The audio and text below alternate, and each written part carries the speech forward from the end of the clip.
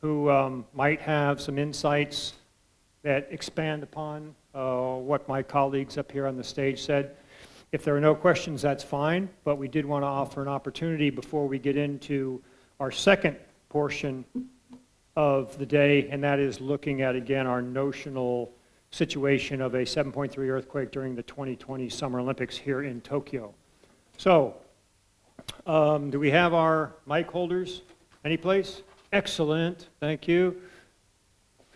Any questions, any points of clarification that would like to be offered or questions asked from this morning? No, making life easy. Okay.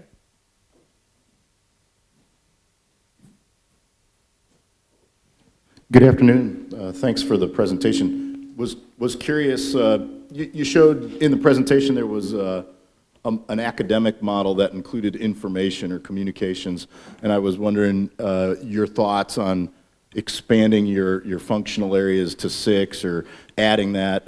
It does seem like many of those flows are all going to be driven by automation and C4I, you know, and that maybe is what ties it all together. And I don't know if is doctrine going to adjust, or is there a reason why it's excluded, or your thoughts on adding another category or functional area?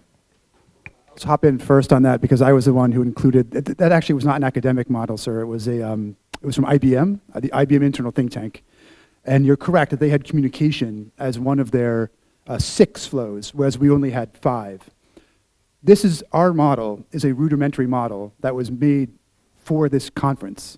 So this is a first step in an effort to find a heuristic, a model that allows us to plan for operations in urban terrain that goes beyond the current tool set in the Army's toolbox. And I should say, not only that goes beyond the Army's toolbox, but simplifies the Army's toolbox. Because right now it's quite complex. We have PME-CPT, we have ASCOPE, we have all these acronyms, and they're pretty complex. And we have some that are very specific for human terrain and so forth. And I think what is needed, and I think my colleagues would agree, is a more simplified model to approach this problem.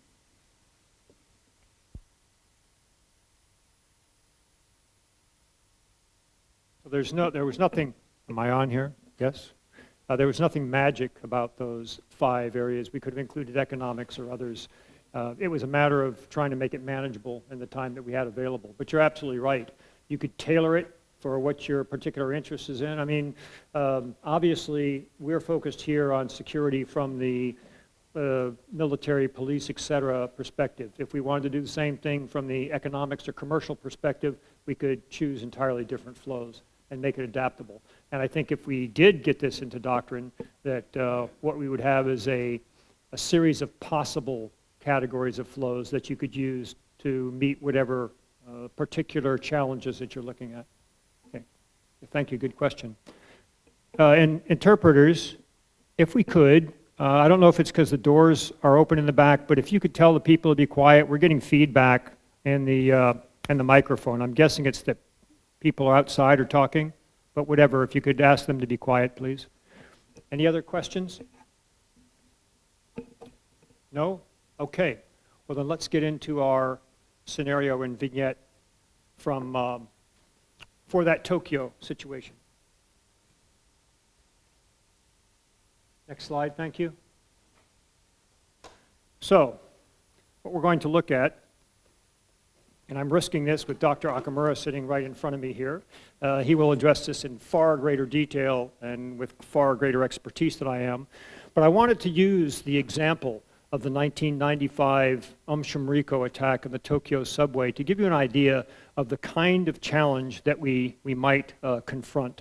And again, you'll have much more in the way of detail provided by Dr. Akamura tomorrow, and he'll be able to answer questions of any sort, knowing how detailed and how comprehensive his articles have been. In any case, it was not a good year for Japan in 1995. Early in January of 1995, there was the major earthquake that struck Osaka that I mentioned earlier, and several thousand individuals were killed. So 2 months later, you have a notionally religious, but in actuality primarily criminal group called Shamriko that had been operating with very little constraint and very little break of any kind on its operations because it was a religious group, and as in any developed nation, there was a hesitation to bring them to account. However, the increasing evidence is that they were involved in developing weapons of mass destruction and other criminal activities, and they felt the pressure of this.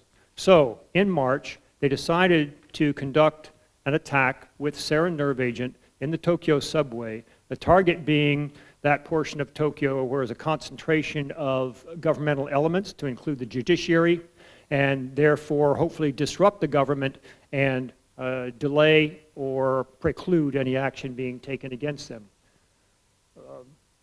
It was very fortunate that they felt this pressure, because what they did was essentially filled balloons with this liquid sarin, but it was only a 30% capability, or 30% purity, if you will, because otherwise a very, very small dosage of sarin can kill an individual.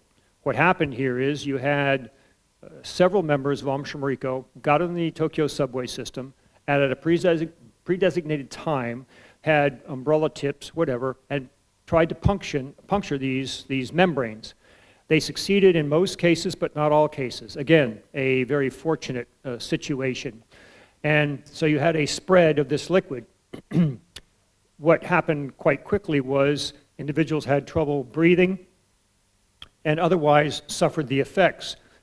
What the cause was obviously unknown, and that had considerable consequences, as we'll talk about here momentarily.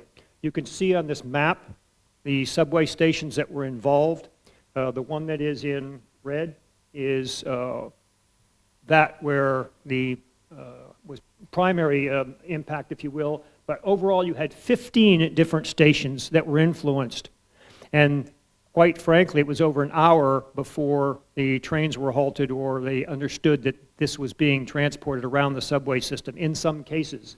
St. Luke's Hospital on the right, you can see the star, is where Dr. Okamura was operating, and it is the hospital that had the greatest number of patients come from and influenced by the attack. And I say influenced by with knowledge, and I'll come back to that in just a second. There were over 5,500 patients resulting from this attack, 12 of whom died. Next slide, please. So, I touched on the first, and much of this comes from Dr. Okamura's article. He has several. There's a series of 3 that he did, all of which are good, but the first one is a tremendously effective example of the challenges that came about in the reaction to this.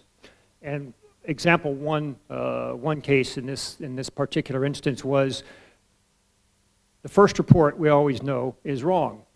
So it was a misidentification of what the problem was initially, and quite frankly, to show you the communications problems that existed, and we'll talk about that more in just a second, the way that St. Luke's found out that it was sarin was through television, not through any one of the authorities, the official authorities, if you will, the police, the fire, or whomever else might have been the case. Very quickly, both medical and communications on the civil side of fire and police were overwhelmed. And I mean that in the sense of both the ability for various elements of the police and the fire and other governmental agencies to communicate with each other, but internally to the hospitals also, because they had so many patients, their communications capability was overwhelmed. And that has a dual impact, because not only was word not getting, say, from the police and fire to the hospitals, but even within the hospitals, it was difficult to determine the extent to which the issues were challenging the system. As I said, I would get back to the effects. Because it was unknown what this agent was, in an extreme case, you had individuals who worked for the subway that were on their hands and knees with newspaper or whatever, claws, mopping this up with absolutely no protection. And so they were fully exposed to the liquid sarin, and as a result, they were severely affected, and in at least one case, if not a couple, died as a result. You can see that across the board, both medical and other personnel suffered contamination. So we have a secondary effect here rather than the direct exposure. Still, although, and we will talk about this more tomorrow in particular, there was cooperation to some extent by the various representatives from organizations around Tokyo. It was far short of what you would have hoped for, but there was some. Now, I think it's important at this point to point out that while I will be identifying some shortcomings with the police, with the fire, with other entities, this is 24 years ago, number one. But the reason I think it's an effective example is because if Tokyo, again, arguably the city most prepared to deal with a disaster, had this kind of problem, even 24 years ago, imagine what the situation would be if you went into a developing world city, even today. It does not have the capabilities Tokyo does, and does not have the capabilities Tokyo did in 1995. That last bullet is particularly important from my perspective. You saw that it was over 5,000, well over 5,000 patients. Of those, some 70 to 80%, and the statistics vary, were not directly affected by the sarin. They were what we called worried well or sympathetic casualties. They were not exposed in any manner whatsoever, but because of the broadcast, because of having associated with somebody who heard about this, they thought that they were legitimate casualties. Now, how difficult is this for the hospital, or how difficult is this for those that are doing triage? Because they don't know what the agent is. The various casualties are showing different types of symptoms, and you can't just simply turn somebody away because you think that they have not been directly affected. And in fact, making it all the more complicated, there were some individuals who were directly affected who did not show much in the way of symptoms, and had they been triaged out of the system right away, could have cost them their lives because their symptoms got worse as time went on. Tremendous challenge, and it's one that still today is a tremendous challenge when you think about fire, police, medical, EMT, as well as doctors who need to conduct triage. How do you account for this worried well versus those that are actually affected, regardless of what kind of disaster we're dealing with? Next slide, please. There was no centralized oversight, if you will, to control all elements of the reaction. The fire department had the responsibility for allocating patients to various hospitals to attempt to preclude overloading anyone, as was the case that happened at St. Luke's. But because of, number one, the communications difficulties, and number two, a failure of coordination, that allocation did not go well. The police and fire, for example, had individuals at the hospitals, but instead of acting as liaison officers, their role was simply one of taking information from the hospitals and passing it back to their headquarters. They did not act in the other direction and help to inform those at St. Luke's and in other medical facilities. Another thing that I think I found fascinating, and I do believe it's important for us to note, we all know that first responders are generally considered those from fire, those from EMT, those from the police department. But it has been shown, both here in Japan, in the United States, and elsewhere, that those who are truly the first responders, or what I like to call the first responders, are members of the community, members of the neighborhood. If you have an earthquake and buildings collapse, it could be hours or days, because of the magnitude of the disaster, before what your traditional first responders can get to the site. It will be the neighbors that come, it will be the members of the community that may not know the individuals who are potentially trapped, who will be removing the debris and otherwise assisting those in their community until the professionals, if you will, can take steps. If you look at the diagram that goes from the bottom left and then works its way around to the right, we might expect that the way that people got to the hospitals was ambulances or fire personnel or police cars. Absolutely not the case. Over a third of them, as you can see, walked. That's the bottom left. Another third either took taxi cabs or were assisted, again, your first responders, by drivers, citizens who saw that there were people in distress and took them to the hospitals. So it's a wonderful demonstration of people reacting to disaster in a way that was efficient, of people reacting in a way that helped their neighbors and other community members, but one that also exposed them to an agent without their knowledge. Next slide, please. So, again, what are we going to look at for the remainder of today? We've already said it's an earthquake. It strikes during the 2020 Olympics. And to hearken back to my previous comment, Godzilla, in his attacks, has attacked Tokyo over 1/3 of all the times that a city has been attacked. The average attack comes every 3.82 years, and the last was in 2016. So it's not beyond conception that the Summer Olympics could coincide with another attack by the giant lizard. I just think that's important to keep in mind.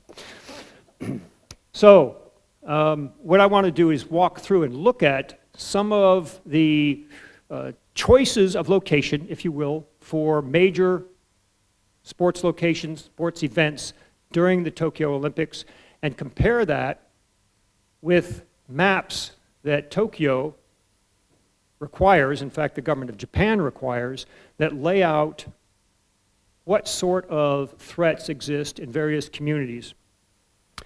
How exposed is a particular area to landslide, to earthquake, to tsunami, to fires? It's really a wonderful system that they have put together, these disaster preparedness maps. You can buy them in a bookstore, or if you go by some of the local offices, depending on which one you go by, you can get samples of those maps in both English and or in Japanese, I should say. Now, back in 2014, this is why we picked an earthquake of 7.3 magnitude. There was an exercise conducted by the Tokyo Metropolitan Government.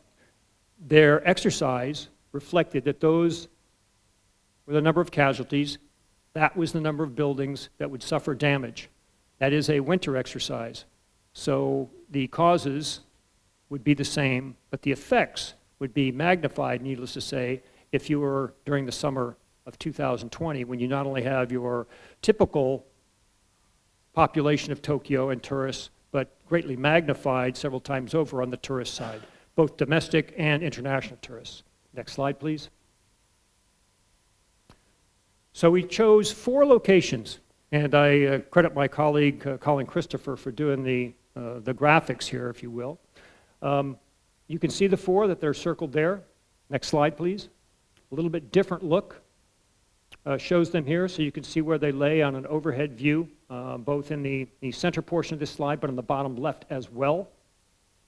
So what we're going to do is look at each one of these and take the data from the disaster preparedness maps and see what the situation is. What we're going to find, next slide please, is that the locations, the venues for these major sports events are quite well chosen in terms of their vulnerability to fire, to earthquake, and to these other hazards.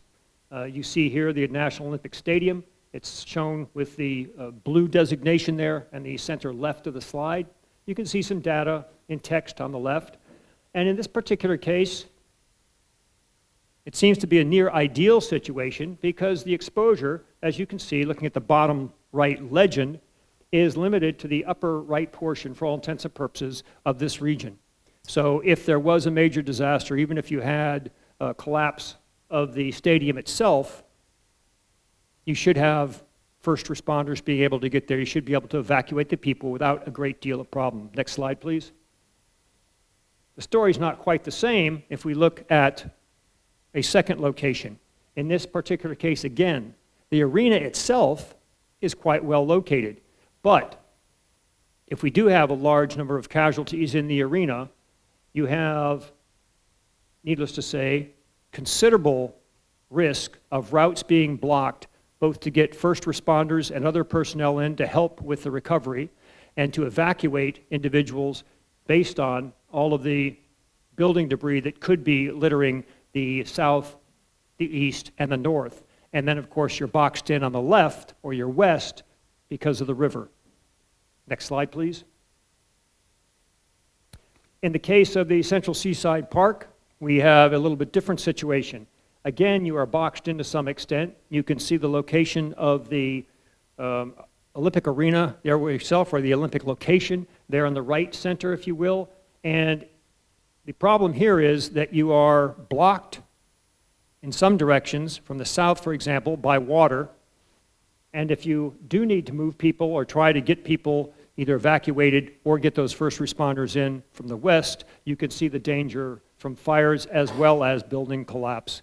So the reason that we're going through these 4 slides, next slide please, is to ensure that as HADR, humanitarian assistance, disaster relief planners, we don't focus too greatly on the location itself, but we look at that location as part of a larger view geographically and as part of a larger system in the sense of how do we assist those that have been injured, how do we get the resources that we need to with them, taking into account what Caleb and Jesse and Jeannie L said this morning in terms of water not being available necessarily, so that the fires will be difficult to put out, and other resources will be limited.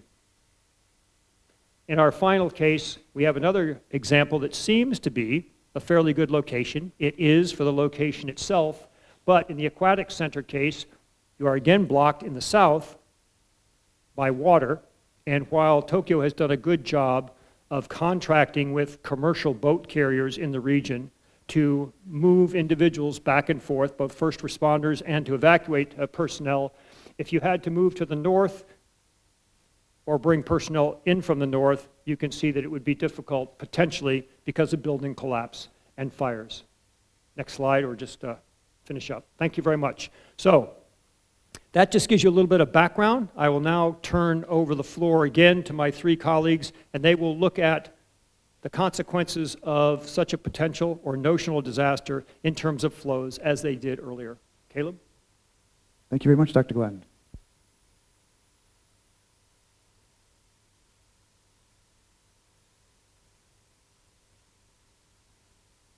Excellent, here we go.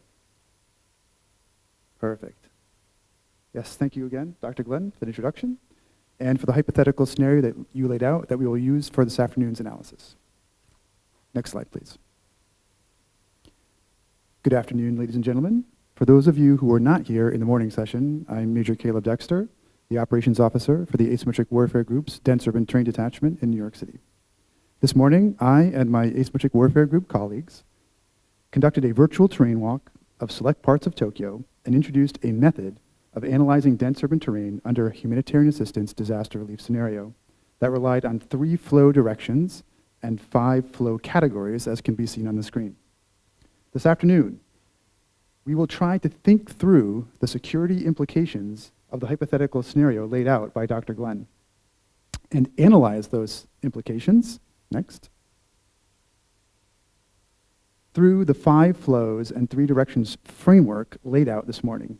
Now, as then, I will be covering flows into the city, and my colleagues, Captain Jesse Geyer and Captain Jenny Moncrief, will cover flows within the city and flows out of the city. Next slide, please. We don't need to hypothesize too much about how a power disruption could affect the situation in a megacity like Tokyo, because such a disruption occurred on a smaller scale in the north of Japan less than a year ago. In September of 2018, a 6.7 magnitude earthquake damaged a thermal power station on Hokkaido and knocked out power for almost 3 million residents of the island.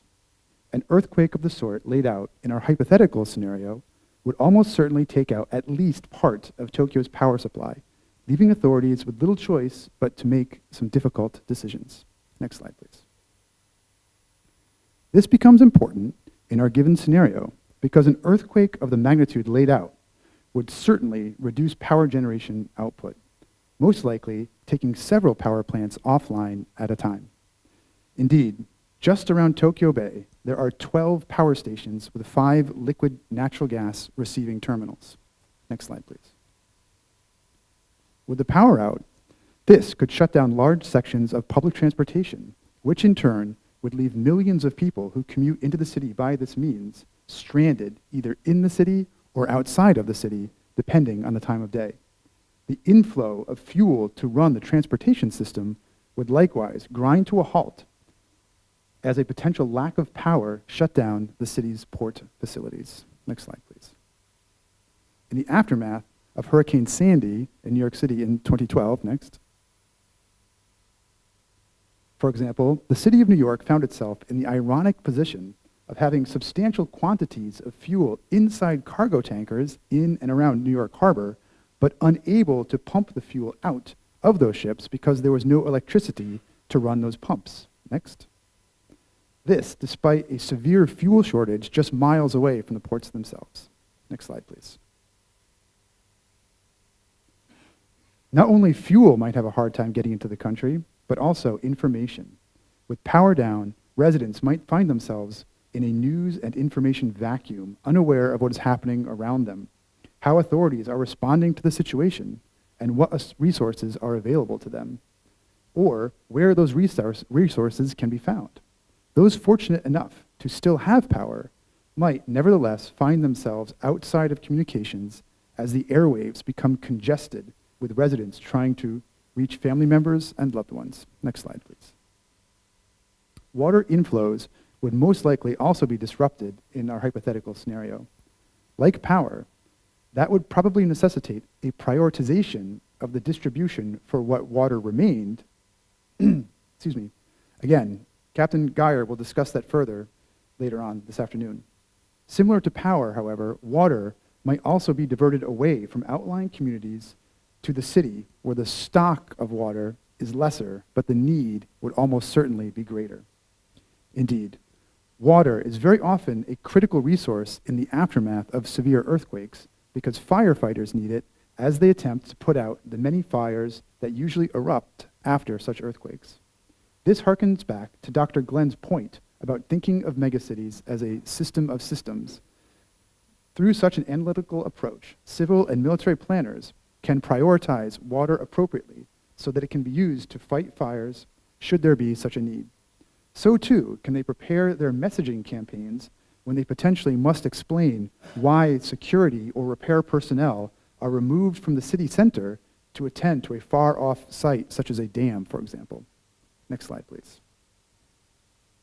Likewise, the safeguarding of the hundreds of kilometers of open waterways routinely performed by security personnel might have to be performed by others, or potentially go unperformed altogether, as the waterways' usual guardians are likely to be pulled into disaster relief efforts and thereby leave those waterways vulnerable to contamination or potentially to individuals or groups with malicious intent. Here, we see a group of police officers in Ireland providing security to a fuel depot, exactly the kind of task planners might need to prepare for and execute in our hypothetical scenario. Next slide, please. I'd like to turn next to the critical flow of people. Depending on the time of day that the earthquake in our hypothetical scenario occurred, it could leave millions of people stranded within the city, unable to join their children, spouses, pets, and so forth in the bedroom towns they left in the morning. Without communications, hundreds of thousands of parents stuck in the city might find themselves unable to request emergency childcare for their children temporarily orphaned outside the city. Or, again, depending on the time of day that the earthquake in our hypothetical scenario occurred, it could leave hundreds of thousands of workers with critical skills stranded in those same towns, unable to make their way into the city to help manage the aftermath of the hypothetical scenario. Next slide, please. Turning next to the critical inflow of supplies, we see that those same communications might suddenly and unexpectedly, the same communities might suddenly and unexpectedly have to take on the role of operations center or staging ground for relief activities in the city. Large areas within those outlying communities might need to be found to store relief supplies, to billet rescue personnel, or to house evacuees from the city. Transit points used for bringing in supplies under normal circumstances, such as the Herein port system we discussed this morning, might be closed or inoperable, forcing other locations to assume the role of transit point for potentially tons of relief supplies.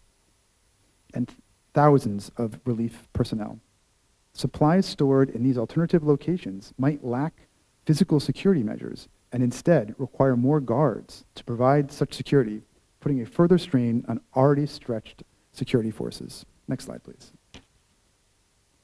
Turning last to the critical inflow of waste before we move on to lessons learned from Tokyo's disaster preparedness efforts, we see that waste in the form of plastic that used to be brought deliberately into the megacity for export might, in our hypothetical scenario, become a hodgepodge of various waste products from upriver swept downstream in the aftermath of our scenario's earthquake. Formerly treated and discharged sewage could find its way into the city in a raw and untreated condition, potentially spreading disease and contamination. Here we see exactly that in New York City in 1974, when a sewer line broke and discharged thousands of liters of untreated sewage into the Hudson River.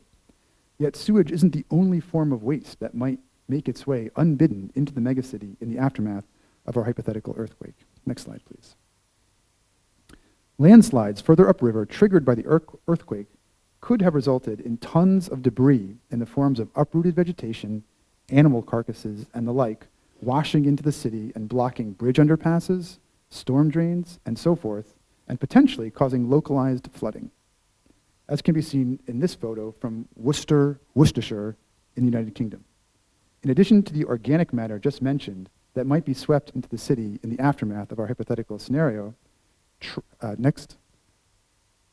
trash, construction materials, and other man-made materials could likewise find themselves swept downriver and into the city, as can be seen in this photo from Stanley, Wakefield, United Kingdom.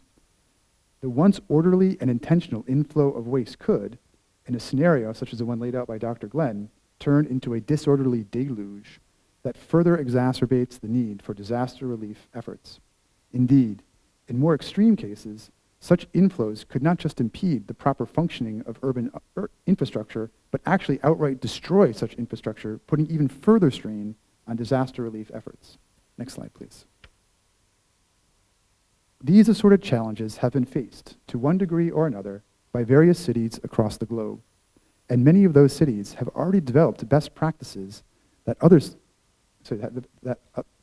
cities and civil and military planners as well can emulate, replicate, and learn from. No city in the world has done a better job of that than Tokyo at preparing for providing disaster relief and humanitarian assistance.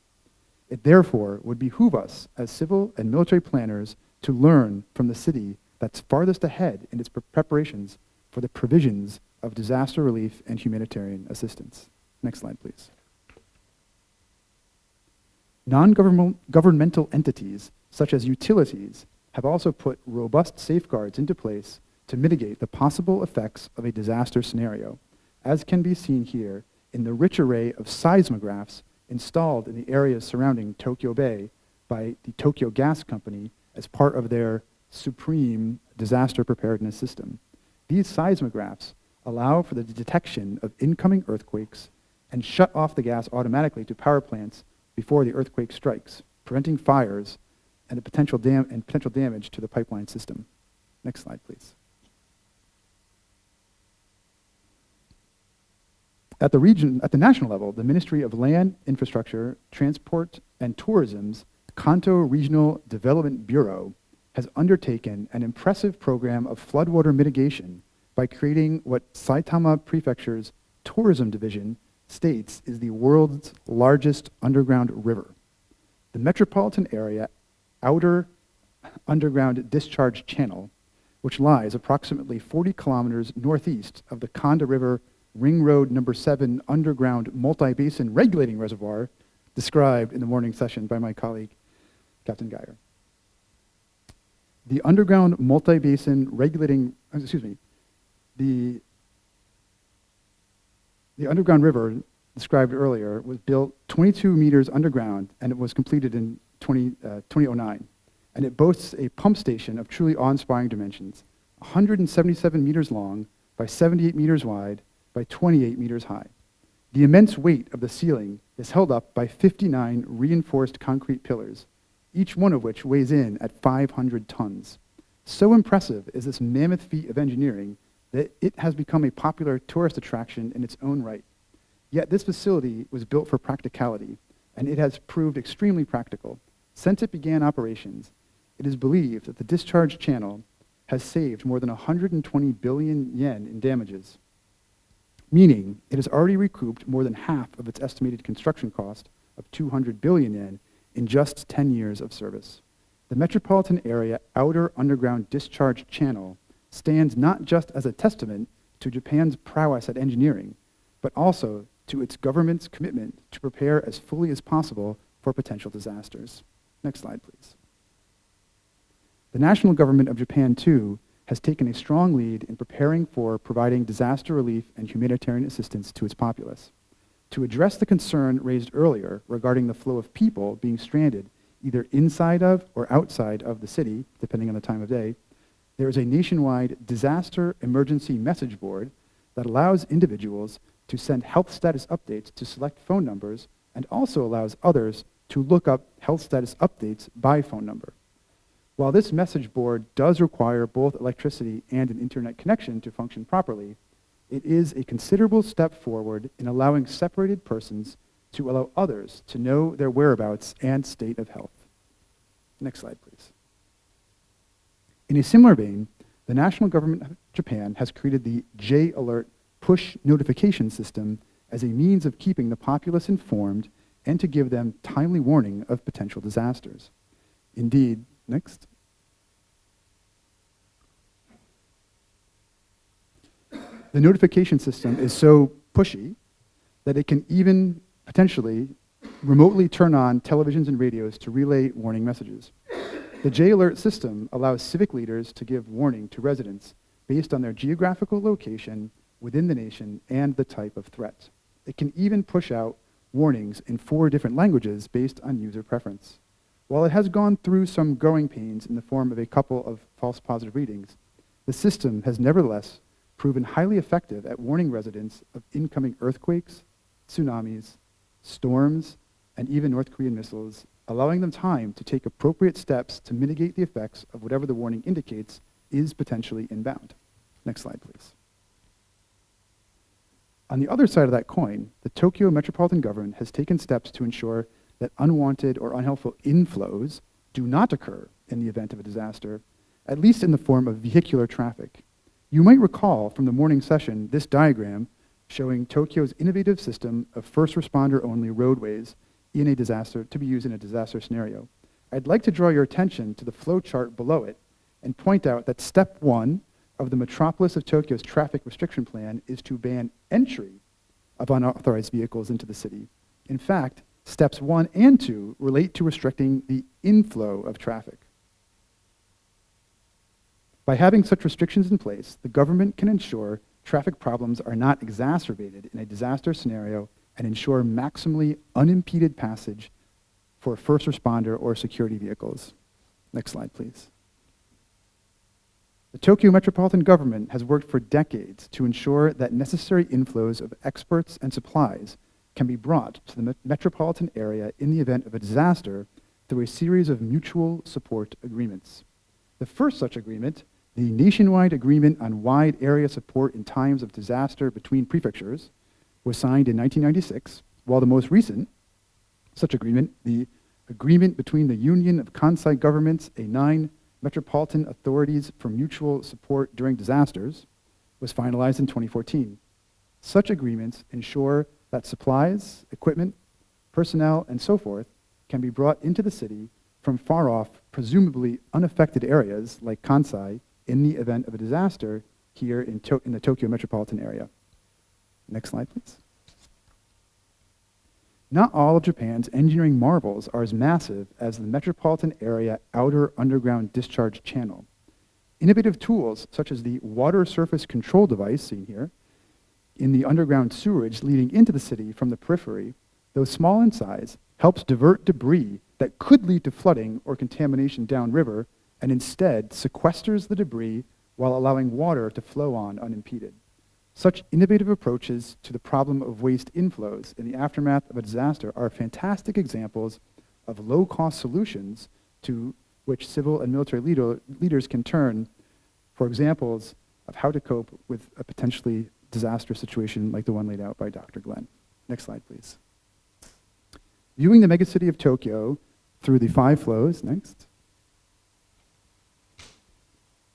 Three-directional framework demonstrates, I believe, that Tokyo is a legitimate trailblazer when it comes to disaster preparedness, and truly an exemplar from which most of the world's megacities have much to learn. We'll learn more right now, actually, from my colleague, Captain Jesse Geyer, who will be covering the security implications of flows within the city. Thank you, Major Dexter. Once again, I am Captain Jesse Geyer from the Asymmetric Warfare Group Dense Urban Terrain Team. Just like this morning, I will be covering our 5 flow categories and how they flow within Tokyo, but now with security implications, given our hypothetical earthquake scenario. Next slide, please. The absence of power causes some serious second and third order effects. Just think about how many systems that we have discussed and the many, many more that we haven't that cease to operate when power is taken offline. How does that now affect subsequent areas of our other 4 flow categories? I'll discuss a few here, but I'll also reference back to power as I make other points later on. A disruption in power would necessitate a prioritization of distribution for what power generation remained. Something similar to how Tokyo conducted rolling brownouts after the Great East Earthquake and Fukushima Daiichi nuclear disaster. Hospitals and homes for the elderly are likely candidates for prioritization, especially given the increasing graying population and the predicted casualty rates. The second-order effects of such prioritization of power distribution could leave residents outside the city shut off from power so that electricity could be routed to where a greater number of people are in need of it. Next slide, please. The placement of generators is a lesson learned through multiple recent disasters around the world. If generators are not placed above potential flooding levels, this critical backup system fails as well. This exact thing is what ultimately caused the disaster at the Fukushima Daiichi nuclear power plant. The reactors automatically shut down due to the earthquake, and then the backup generators were supposed to keep necessary pumps going to keep the reactors cool. However, the tsunami that followed the earthquake flooded the generators, disabling them, which caused the meltdown to occur. This not only happened here, but was seen during Hurricanes Katrina and Sandy in the United States, as well, where flood waters disabled many backup generators that were thought to be elevated above potential flooding levels. Most generators typically run off of a fuel source like diesel, propane, or natural gas. However, many gas lines are also built with the safety shutoffs in the event of an earthquake, and getting bulk fuel to refill the generators after an earthquake will likely be a challenge. As you may start to see in this example, just within power alone, a megacity is a system of systems. Traffic would likely slow to a crawl as all traffic lights turn dark. What will be the demand on the police trying to control some of the major intersections? Typically, police are the ones who direct control traffic flows when a traffic light isn't working. However, they will most likely be aiding in the initial disaster response for crowd control and rescuing people. No power also means traditional security systems are likely not functioning. How does this increase security needs to critical infrastructure until systems could begin to operate as normal? Next slide, please. As we discussed in the morning, no power means no running water in the high-rise buildings. This means that residents might not have any potable water to drink, wouldn't be able to flush their toilets, nor wash their hands, and so on, with obvious implications for sanitation and disease transmission. Infrastructure damage to water lines will also leave the city without a water supply in many of its buildings. Obviously, the key human security planning consideration here is, how do we get clean drinking water to those in need? Then, in a time of reduced availability, the next question is often, who or what key piece of infrastructure has priority? The time of day, holidays, and weather can impact the amounts of water being used and the concentrations in different parts of the city. Next. Tokyo has planned for this. There are over 200 emergency water supply stations that are spread out so that no station is further than 2 kilometers away from any given area of the city. These water stations have 2 sizes, holding 1,500 meters cubed or 100 meters cubed of water. And additionally, the Bureau of Water Works can install emergency water dispensing faucets on the fire hydrants. There are currently 14 deployable water dispensing trucks that can deliver water to areas in need. These trucks also help support medical facilities when requested in an emergency situation. They are projecting to increase the number of these trucks to within 30 in the next 2 years. Up to 300 additional trucks from outside areas and augmentation from self-defense forces can be coordinated for as well. Water prioritization to key infrastructure was already touched on in this morning's session when I talked about the emplacement of earthquake-resistant pipes, but not every megacity has these pipes like Tokyo does. Next slide, please. Another possibility concerning water will come from what could be in the water. As we look at the areas around the Tokyo Bay, you very quickly realize how many industrial facilities there are next to it. Damage to these structures could cause a release of any number of hazardous materials into the waterways. Any follow-on tsunamis would only complicate this potential flooding that would carry contaminants into the residential and commercial areas. I bring this up because the resources to deal with these types of situations are limited. Additionally, fire departments, who typically deal with many hazardous material responses, will already be overwhelmed in dealing with fires and search and rescue from building collapses and infrastructure damage. This exact thing happened with many of the chemical and petrol facilities around the Houston, Texas area during Hurricane Harvey. The flooding in many of the plants caused a release of toxic industrial chemicals into the floodwaters that made their way into neighborhoods and other populated areas. Most citizens did not realize the hazards that they were wading in, and health issues began soon after. Citizens in other areas of Houston reported a vapor cloud that they could see in the air. Toxic fumes that are heavier than air can begin to make their way into the many subterranean access points found in terrain. This same point could be made if the given disaster were a chemical attack instead of an earthquake. Next slide, please. As you may recall from this morning, I mentioned that the population is key terrain in a dense urban environment. So when we talk about security implications with this key terrain in mind, especially in a humanitarian assistance disaster relief scenario, we're ultimately talking about what the UN calls human security, focusing on a human-centered approach for securing and protecting an individual's freedom from want and their freedom from fear. After a disaster occurs, our ultimate goal as individuals and the populace in the area affected is to get things back to normal, or as normal as can be, as fast as possible. This is a key goal in humanitarian assistance disaster relief operations, even if it isn't stated explicitly as such. To echo what the others have said, the Tokyo metropolitan government and Japan as a whole truly understands this human security concept and has some impressive disaster prevention and preparedness measures in place. Next slide, please. The London and Rio Olympics saw an influx of nearly 500,000 foreign travelers during each games, respectively, adding an even greater influx of Japanese citizens from around the country descending on Tokyo. Next, please. The city's population could swell during the daytime hours by well over 3 million people when we add the foreign travelers visiting Japanese to the daily influx of commuters that we talked about this morning. This obviously places a greater strain on the availability of stocks of goods and supplies, but also to key services as well. According to the 2012 damage estimates for a large-scale earthquake, the Tokyo metropolitan government estimates approximately 5.17 million people that will be initially stranded, with approximately 920,000 people who will not have any place to take refuge. We can realistically add most of the estimated 500,000 tourists attending the Olympics to those figures. Next slide, please.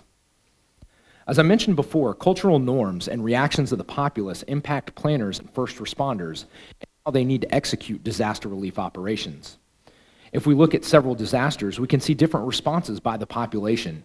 The world took notice in how the Japanese responded during the Great East Earthquake and Fukushima Daiichi nuclear disaster, lauding how orderly the citizens were in their display of moral behavior during a crisis.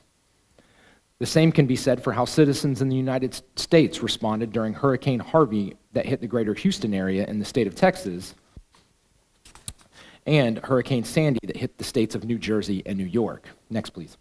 However, if we look at the power blackout in New York City in 1977, there was mass looting and arson that took place across the city. Next, please. The World Health Organization identifies 4 characteristic outcomes of complex emergencies, all of which have profound consequences for public health: dislocation of populations, the destruction of social networks and ecosystems, insecurity affecting civilians and others not engaged in any fighting, and abuses of human rights, all of which can result from a large natural disaster like our hypothetical earthquake. How will the addition of over 500,000 people who come from different cultural norms react in our given hypothetical natural disaster scenario? None of us have the exact answer to that question, but it is a human security consideration that needs to be accounted for in planning efforts. What if we're not in our exemplar megacity here in Tokyo? History shows us from past natural disasters around the world that riots and looting can and have occurred. Next slide, please. The flow of expertise in a need in a time of disaster is something that we have talked about already today. However, these people getting to where they need to be mostly relies on the ability to commute there. For the train lines that aren't damaged in the earthquake, the other trains will shut down if the power goes out. This will leave many people in subterranean structures that will need evacuated. Even though Tokyo has gone to some serious lengths to harden infrastructure and prevent damage from earthquakes, it's still reasonable to assume that several of the elevated highways or subterranean tunnels could experience damage or collapse. Next slide, please. The Tokyo Metropolitan Government has accounted for this in their efforts as well. They have employees on a rotational basis that are on standby during this time. They reside in employee housing that is within 2.5 kilometers or a 30-minute walking distance from the Tokyo Metropolitan Government headquarters. This allows for as many Tokyo Metropolitan Government staff to get to the Disaster Operations Center within a reasonable amount of time to begin collecting information and begin disaster response coordination efforts. Next slide, please. We talked about the flow of goods and services, but another issue could be the flow of purchasing power for said goods and services. Credit and debit card payments would be impossible without electricity needed to process them. Granted, not such a big deal in Japan where only 20% of payments are electronic, but potentially crippling for a megacity like London in the United Kingdom where 52% of payments are electronic. Additionally, what about those 500,000 tourists who are in the country for the Olympics? Since a lot of other places in the world use credit and debit cards more so than Japan does, this is probably where much of their purchasing power lies. Next slide, please. Initiation of emergency relief systems and disaster plans as far left of the incident as possible is critical in reducing the impact of the second and third order effects that are inevitable in a crisis situation for citizens and responders. Earthquakes, however, are a challenge due to the limited to no warning that you get before the event. This is where a solid disaster management plan is critical, and Tokyo is best prepared city in the world for this.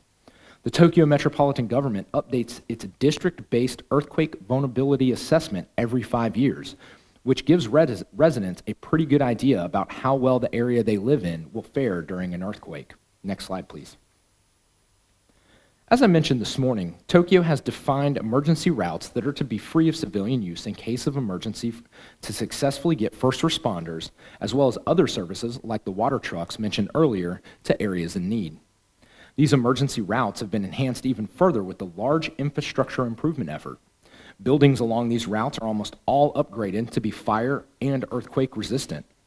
This essentially creates an urban fire break to stop the spread of any fires, and the structural improvements keep the roads free from building debris.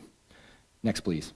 The initiative to move power lines underground ensures that downed power line and utility poles don't block critical roadways as well. Next, please. With these main fire breaks, road widening efforts for side streets have created entry and egress roads for emergency services and vehicles to gain access to the very densely packed living areas within the city. Next slide, please. Tokyo is not just making sure it can serve its citizens, but also encouraging that they be able to serve themselves through stockpiling necessary food and supplies at home to prepare for natural disasters. This helps reduce the want and the fear in the populace since they know that they have their own ready stocks. It additionally reduces the amount of people that need immediate assistance, thus reducing the burden on what will be an already overwhelmed disaster response effort. Businesses are also encouraged to do the same by having a 3-day supply for any employee that works in the building if they do become stranded. Next, please. Businesses can also elect to place these stickers on their building to show that in a time of disaster, stranded people can use water and the bathroom as well as get information on the disaster. This is important since there is no way for any government to have enough emergency supplies or shelters to account for the numbers of people predicted to be stranded in the aftermath of a large earthquake. Tokyo Metropolitan Government has over 200 temporary shelters that can support around 70,000 people. There are large costs associated with stockpiling and maintaining those supplies and facilities. So, the better the citizenry and businesses are prepared to help themselves, the less strain there will be on the initial response effort in the first few hours and days. Next slide, please. Once again, though, Tokyo is our exemplar city. What about a megacity in a developing nation where these kinds of disaster preventions are not so readily available by the government or its population? The restoration of the flows of goods and services back into a city, as well as the initial push for humanitarian assistance and aid, become that much more critical, especially given that the more want and fear that the population feels, the greater the traditional security concerns will be that need to be planned for in the response. This, in turn, creates a greater number of responders and security personnel needed. Next slide, please. The breakdowns in the proper outflows of waste have second and third order effects that can cause disease and illness to become a within problem. When massive evacuations from disasters happen, as is predicted in this scenario, often evacuation locations and camps are established. Additionally, as foreign aid workers come in, there are often camps established for them. This leads to a large volume of waste control that can have ramifications if not executed well. The cholera outbreak in Haiti is a prime case study for what I am talking about, where inflows and outflows caused a lasting issue of disease that complicated long-term recovery efforts for the nation. It was determined that a foreign aid worker brought the disease into Haiti. A local Haitian used the river for hygiene and drinking water downstream from the camp, whose waste runoff was not managed well and became patient zero months after the initial earthquake disaster. This led to over 500,000 infections and 7,000 deaths. Next slide, please. In closing, I'd like to sum up by pointing out that the metropolitan government has effectively mitigated most potential interruptions to inflows into the city by using the stock and flow framework to create stockpiles within the city. Those previous cases are but a handful of examples that the rest of the world can learn from on how disaster preparedness is handled here in Japan. I will once again hand it over to Captain Jenny Moncrief to discuss outflows. Next slide. Thank you, Captain Geyer, for your analysis of the security implications of the flows within the city. Good afternoon, ladies and gentlemen. Again, I am an engineer officer with the Dense Urban Terrain Detachment in the Asymmetric Warfare Group. I'll conclude today's discussion by covering the flows out of the city based on our hypothetical scenario, but also using examples from past disasters worldwide. We will continue to consider the difficult decisions that may have to be made, how decision makers may have to prioritize resources, and how a disaster event may interrupt the system of systems. Next slide, please. Throughout my briefing, I heavily reference a massive earthquake that occurred under the sea about 43 miles off the Pacific coast of Tohoku. Build slide. This earthquake struck on 11 March 2011. It was the most powerful earthquake ever recorded in Japan. In fact, it moved Honshu, the main island of Japan, 8 feet to the east. The earthquake shaped a lot of Japan's disaster efforts. It is commonly referred to as 311, or the Great East Japan Earthquake, and registered 9.0 on the Richter scale. Next slide, please. Our hypothetical scenario uses an earthquake rated at 7.3, which is slightly stronger than the aftershocks of the Great East Japan earthquake. Tremors over 7.0 can result in significant structural damage for anything other than earthquake-proofed buildings. Next slide. This morning, we determined that the power outflows of the Port of Tokyo were mainly raw materials required to produce energy. These were fossil fuels and the natural gas pipelines that supply the greater Kanto region. Japan is highly susceptible to earthquakes and other disasters, which increases the risk of damage to the fossil fuel supply. Next slide. In response to the high occurrence of earthquakes in Japan, Tokyo Gas installed 4,000 seismographs to record the vibrations from earthquakes throughout the greater Kanto region. Each seismograph is equipped with machines capable of projecting which sections of the pipeline may be at risk. It will initiate a remote shutdown of those sections during an earthquake event and provide a rough damage estimate. The entire process takes less than 10 minutes after a major tremor. The equipment can also remotely restart the flow to achieve rapid gas restoration. Tokyo Gas Company attempts to restore heavily damaged pipeline infrastructure within 30 days normally, and within 55 days for densely packed urban areas with extreme damage. Build slide. The photograph on the left shows the Kanto region in proximity to Tokyo City. And the one on the right shows an example of the seismographs sensing the tremors on 11 March 2011. This earthquake had tremendous impacts on Tokyo City, including blackouts, then rolling brownouts controlled by the electricity provider called Tokyo Electric Provider, or TEPCO. Next slide, please. Let us review past blackouts in Tokyo to deduce a common trend. On 5 September 2016, an operational error at a substation delayed 75 trains on the East Japan Railway, impacting over 40,000 people, with many stranded trains halted in between stations. On 12 October 2016, 350,000 homes lost electricity for up to 55 minutes, following a fire outside of Tokyo at a TEPCO facility in the Saitama prefecture. In both cases, normal operations resumed for the population within 4 hours of the incident, which is a testament to Japanese efficiency. These cases also highlight how situations outside of the area of operations can affect the greater population, even without the complications of a disaster. It also demonstrates that power disturbances inside the city can interrupt the city's regular outflows, like the metro and other transportation routes. Build. Tokyo's railway system is a complex web managed by a variety of private rail companies. The rail system has gained a reputation for punctuality even during rush hour traffic. The system will be taxed during the upcoming Olympics. Tokyo's railway companies are enhancing security measures in preparation for the Olympics. The East Japan Railway Company, JR East, will enhance security and increase surveillance inside the trains and stations. More than 22,000 cameras will send live-feed emergency personnel to facilitate rapid response times. Another rail company, Tokyo Metro, introduced body scanners at ticket barriers to detect concealed weapons. The scan may include optional facial scans by willing participants. Speaking of transportation as a disrupted outflow, during the Great East Japan earthquake in 2011, there was such a significant disruption to both transportation and the infrastructure that more than 5 million people slept inside the city instead of walking to their residences. That's a dramatic reduction of people as we consider flows out of the city. Next slide, please. For a disrupted flow of infrastructure, we might consider water. This graphic shows the measures in place to mitigate risks to water and wastewater flow in a disaster event. However, there's always a plan, and there's what actually happens.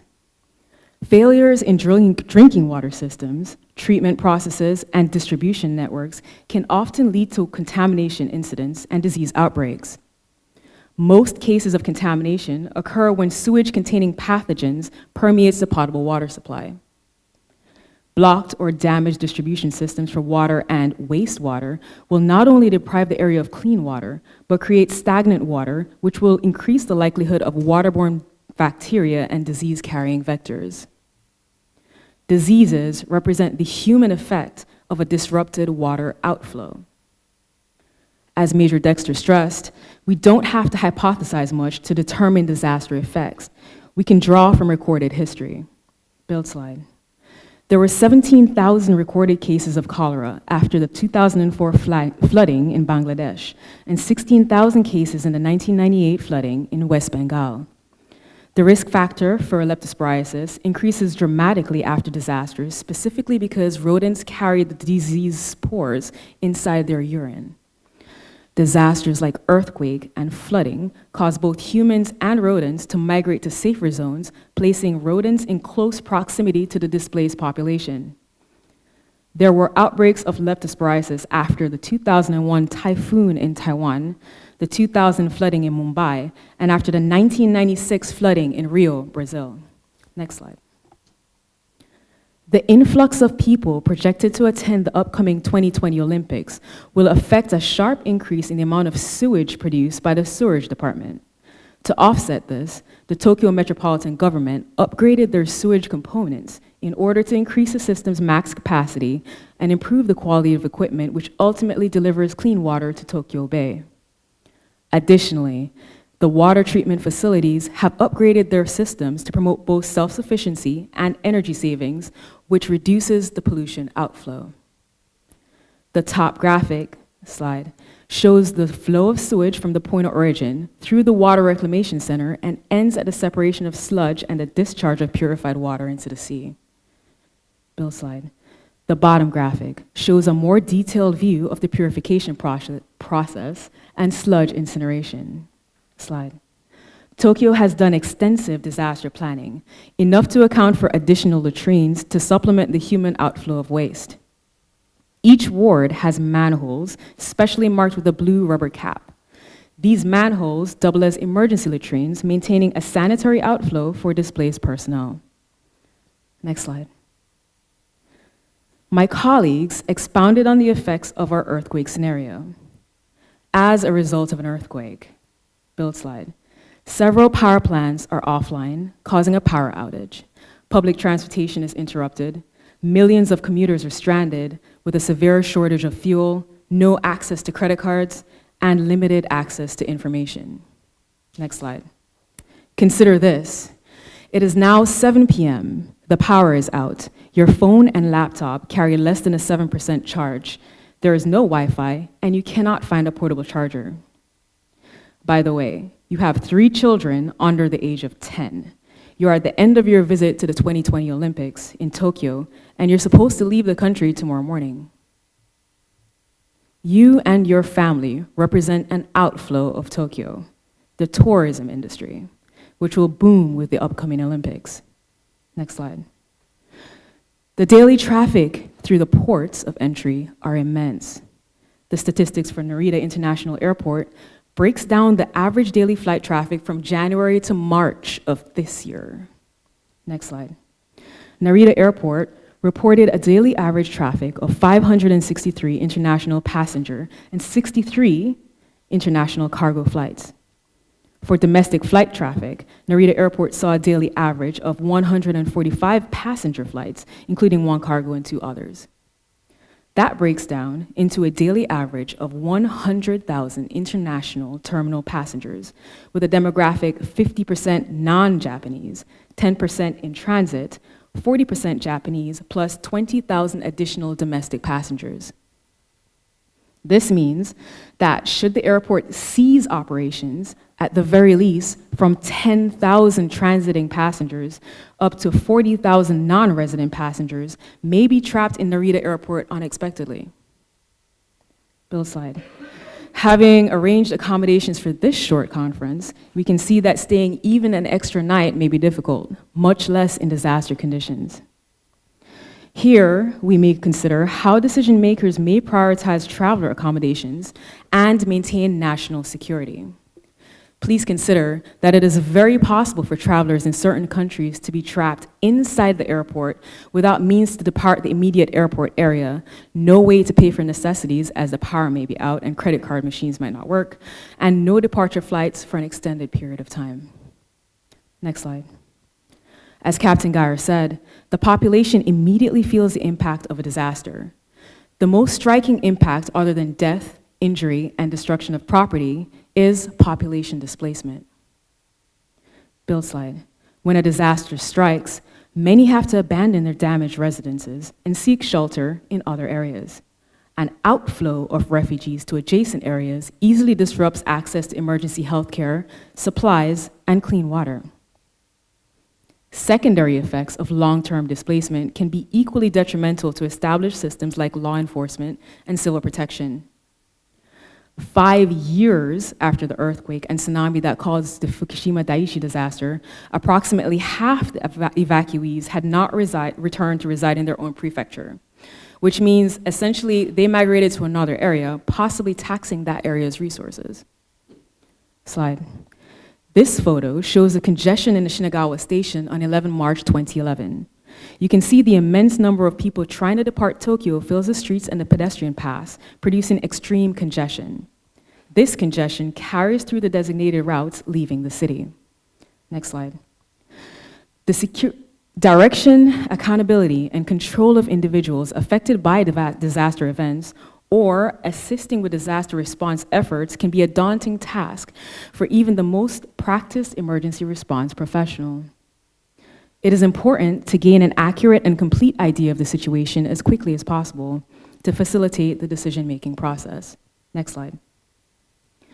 The security considerations for the outflow of supplies are actually the interruption, diversion, or dissolution of the supply chain. When this occurs, it may be necessary to prioritize or redirect the supply flow.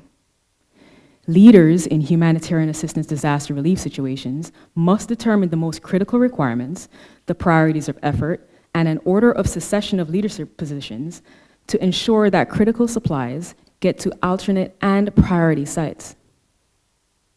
An example of critical transfer of supplies could be transporting salvaged medical equipment or vital records from hospitals damaged in a disaster event to those outside the disaster area.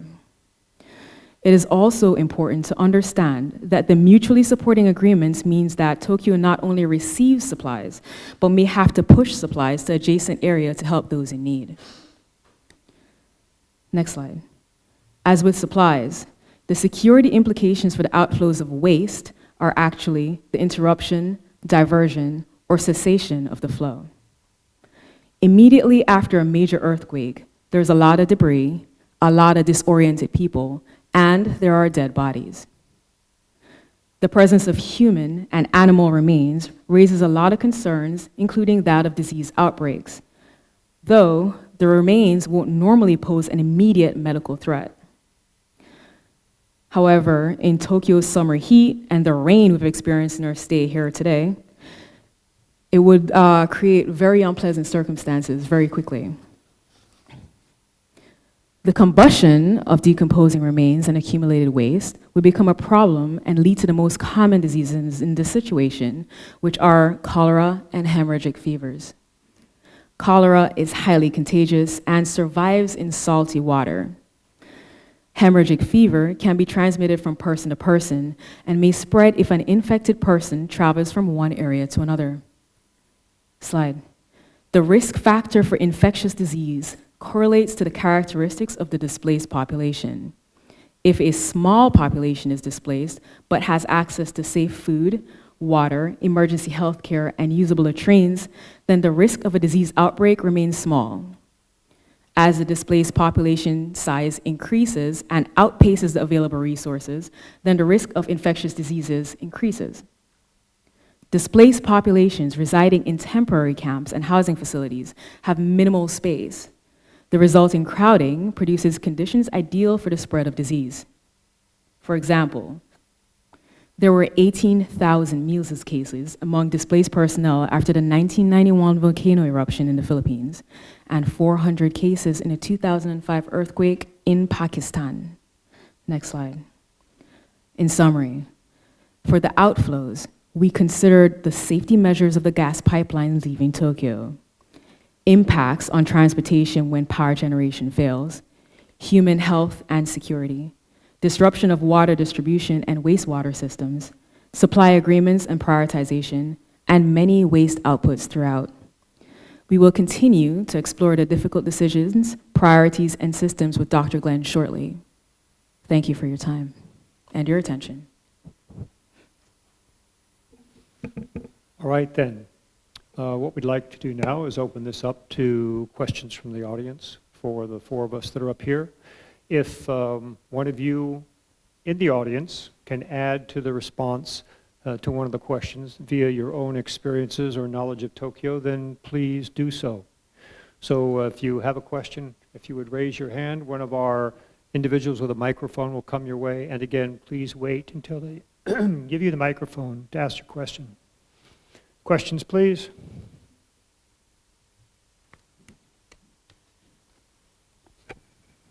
Yeah, I do have a question for you. How would the military or other governmental organization integrate the support of non-governmental organizations or international organizations, and that would also include business and industry into any kind of response. All right, thank you. The truth of the matter is, as we've alluded to earlier, that currently most of our preparations, that includes planning as well as exercises and rehearsals, focuses on the security elements that are involved. The military tends to prepare within the military, perhaps their own service, whether it's the Army, the Marines, a ground self-defense force, or jointly with the various services from a given country. Ideally, they're also coordinating with other multinational partners. For example, if there were a disaster in a Asia-Pacific city, megacity, then it might well be that the Japan Ground Self-Defense Force, the United States Army and other services, the Australian Army, Singapore, others would be working together. In many cases, the governments that are involved, both the government of the nation where the disaster has occurred, but also those for the nations that I just mentioned with regard to their militaries, might be integrated. Chances are very good that the military in all of those cases, but certainly some of them, will not be in charge. It will be the civil authorities. If, for example, Manila were to suffer a terrible typhoon, then we would expect that the government of the Philippines and the governments, the authorities, the various authorities in the megacity of Manila would be involved and that they would be in charge. So that's important to take into account. Now, as of late, and as alluded to earlier, we do far less well in including what I would call non-traditional partners in a coalition. First of all, coalitions are generally defined in terms of various militaries and perhaps various governments. Rarely are they considered to include non-governmental organizations, intergovernmental organizations, commercial organizations, etc. And I would offer that that's a mistake. We need to do better, again, both in the preparatory phases and in the execution phases, in creating our coalitions such that we're ready to respond to humanitarian assistance, disaster relief, regardless of what the cause is. Now, this creates no few problems. How do you share intelligence with a non-governmental organization? It's difficult enough when you're sharing with other militaries, other government entities. In the case of an NGO, we know in particular, and Iraq and Afghanistan provide us excellent examples here, that adversaries will deliberately infiltrate NGOs in order to be able to determine what the operations are of our forces, our coalition, and to negatively influence those. So we cannot share intelligence on an equal basis with all. That goes without saying. Another problem is there are some NGOs that will operate and are quite proficient in the theater, the megacity that we're dealing with, but they don't want to cooperate with the military because they think that by so doing, or by cooperating with any government agency, that they taint their independence, and it can, in their perception, negatively influence the income that they might get from private donors. However, by not cooperating at all, as has been the case, and I'm sure all of you can think of at least one, they put their own people at risk, as well as the people that they are attempting to aid. If we don't know that NGO X or IGO Y is operating in a given area, we may inadvertently engage based on a false report or a misunderstanding of why there's a concentration of people that could be reported as something that it is not. So we need to coordinate, we need to train with these individuals to the extent that we can, we need to bring them into the coalitions to the extent that we can, such that at a minimum, they will share information such as where they are going to be over the next 48 or 72 hours to protect themselves and those that they are providing aid to. And on the flip side, we can provide them intelligence of a kind. So let's say that some NGO tells us they are going to operate in a particular portion of the megacity, we can tell them that if they're going to move to that area or from that area or resupply from one location to another, that they should use a route A or a route B rather than a route C or a route D that we designate on the map, such that they don't put themselves at unnecessary risk, because we know that there will be operations, perhaps lethal operations, being conducted along those routes or in areas that those routes would traverse. Now, in order to not reveal too much information, getting back to the intelligence point, we might well tell them not to use 1 or 2 or 3 routes. One of those might be one that actually will involve operations, while the other 1 or 2 do not, or perhaps all 3 do not. But by changing up and giving those kind of warnings, sometimes that are valid, sometimes that are not, and telling them that that's going to be the case, we serve both their interests and ours. But the bottom line is we need to expand our understanding of what coalitions are, and we need to expand our readiness to deal with organizations of various capabilities and certainly of various trustworthiness based on how much intelligence and other information we're going to share with them. Any inputs from you all?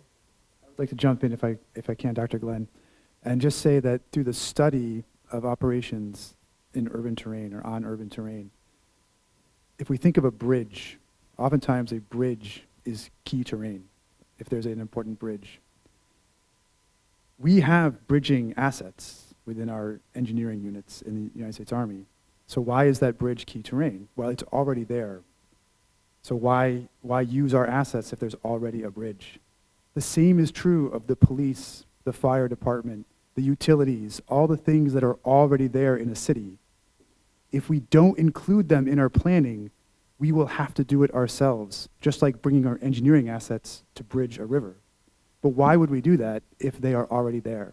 And so part, I think, of the idea behind this study of operations in urban terrain is to learn to have the humility to realize that we don't have to do everything ourselves, because there are already people with deep expertise in place, and it is better to include them, if we can, in our planning, so that we do not have to recreate what they already have and can already do and already know. Any others? No? All right, thank you. Do you have a comment, Janelle? Turn that bad boy in. All right, I think another thing is a lot of times we don't understand the process, or we don't understand what's actually out there, right? So the majority of us, we're end users. So we have a phone or any system, transportation, the sewerage system. We don't actually care as long as it works, right? So when we bring that down to people within, say, the military, we don't understand what's out there, so we make redundant processes. So introducing our military to the processes using the home station, so using the things at home and letting the end user understand what it means at home, we're better poised to apply that knowledge in an overseas area. We know what the point of contacts are, who we should probably be getting in touch with when we go to overseas areas. So I think training us on what right looks like and what the processes are is very important. Sid? Wait. Yes, no, please bring the microphone down. I'm telling Sid to wait, not you. I think you've described it very good from the military standpoint, but I'll just tell you from the civilians, they actually know more than you do. They live there. One of the things we learned during the 1992 riots was that we couldn't share information with the military. It was just the opposite. The military didn't know anything. It was a come-as-you-are party. We knew the gangs. In some cases, we knew the suspects. Not only that, we had people that had already infiltrated and were working undercover. One of the ways that we divided this is that the military was far better at analysis than we were, but we were far better at gathering intelligence. The only reason I say that is that that was a lesson that was missed when we got to Iraq. We moved from phase one, from the SASO and went into the SASO operations. We immediately dismissed the entire Ba'ath Party, and in doing so, a lot of the expertise literally got up and walked away. We couldn't turn the water on, we couldn't turn the electricity on, the communications were out, and all the expertise was embedded into the civilian side. That's a great point. And I'll harken back to Solomon Islands, and if any of our Australian Army counterparts want to pitch in here, please do. Back, I want to say 2003 is when Ramsey, the Regional Assistance Mission to Solomon Islands, was brought about. And they moved into Solomon Islands, but prior to that, AusAid, Australian aid, had already been in the country. And so akin to what Mr. Hale, Sid Hale, is talking about with regard to, say, local law enforcement in a megacity, it may well be that you've got other governmental agencies than yourselves, other than the military, who have been there and again have a better lay of the land than you do. So you want to draw on that resource. And of course, part of the coalition, and we often overlook this, is it's not just the external parties that come in, but the local government in the megacity, the local federal government, and various citizen groups in the megacity, urban area, or even rural areas also should be considered as part of your coalition and integrated, because they too understand the lay of the land much better than an external force coming in does. So thanks, good point. Any other? Over here, please, on the left, either one of the two gentlemen.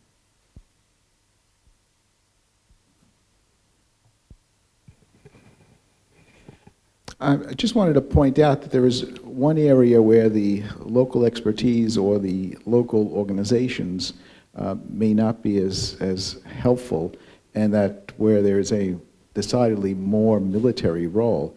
And that if such an event as this earthquake would occur during the Olympics, I imagine that it would trigger NEO operations by quite a number of other nations. Some of them might not be overly, friendly, and they might be quite powerful, who might want to gain access to the country, in order to safeguard their nationals and evacuate them. So I'm wondering, to what extent does your thinking and your planning take into account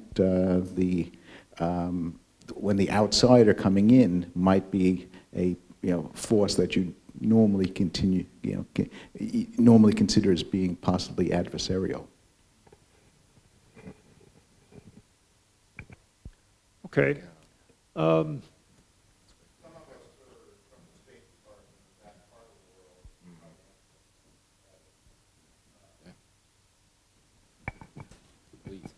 Hi, I'm Steve Goodwin. I used to be a Foreign Service officer and a consular officer for 4 years, and did, I think, 6 NEOs while I was state.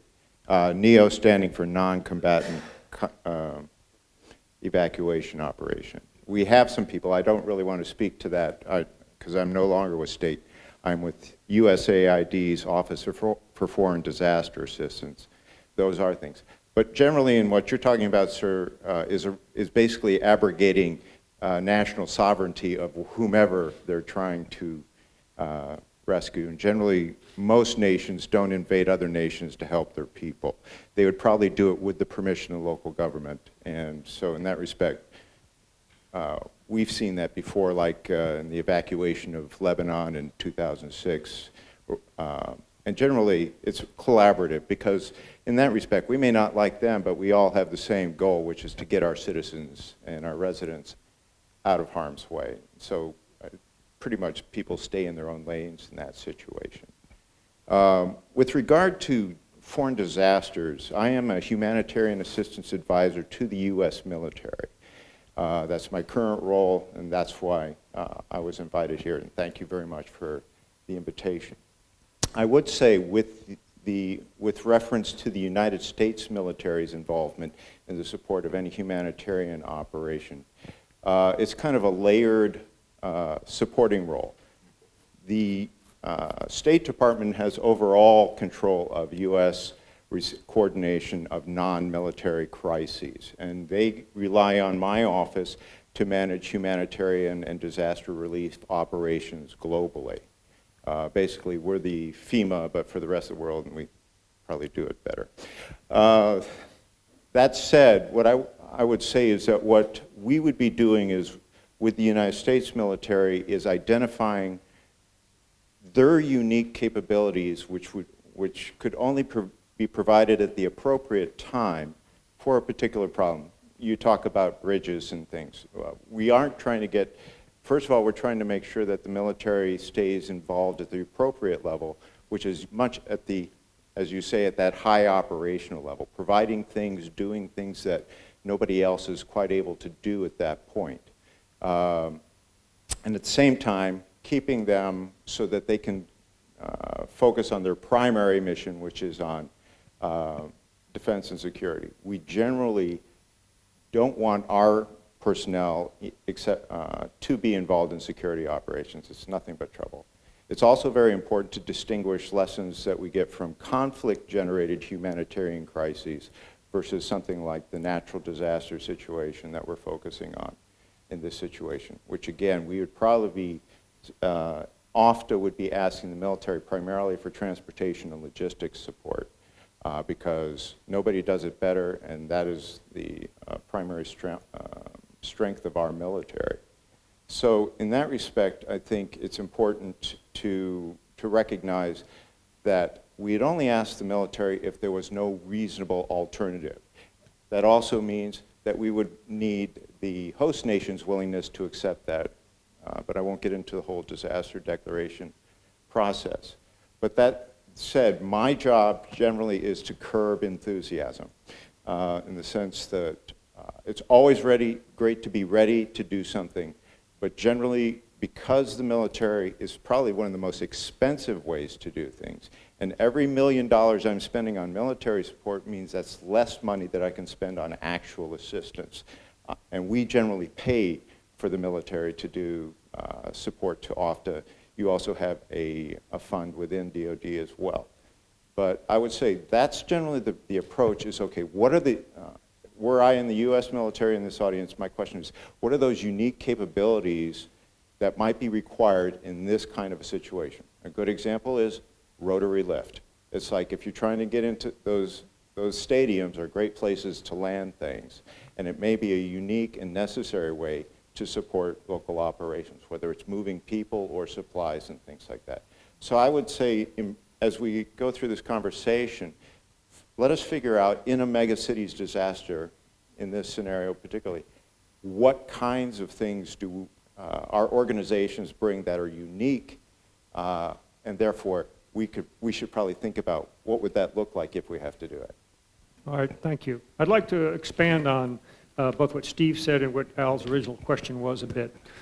One of the underlying elements that we need to keep in mind over the next 3 days is that, again, our spectrum of possible causes of our operation that involves humanitarian assistance, disaster relief, does run the gamut from natural disaster to terrorism to combat.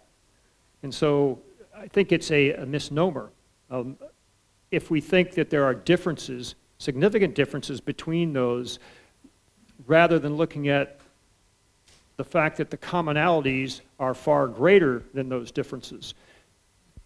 Organizationally, the requirements of the population, how we're going to react in those regards, how we're going to command and control, are going to be very similar, whether it happens to be that it was a typhoon that struck a city, whether it was a terrorist attack, or whether it was combat.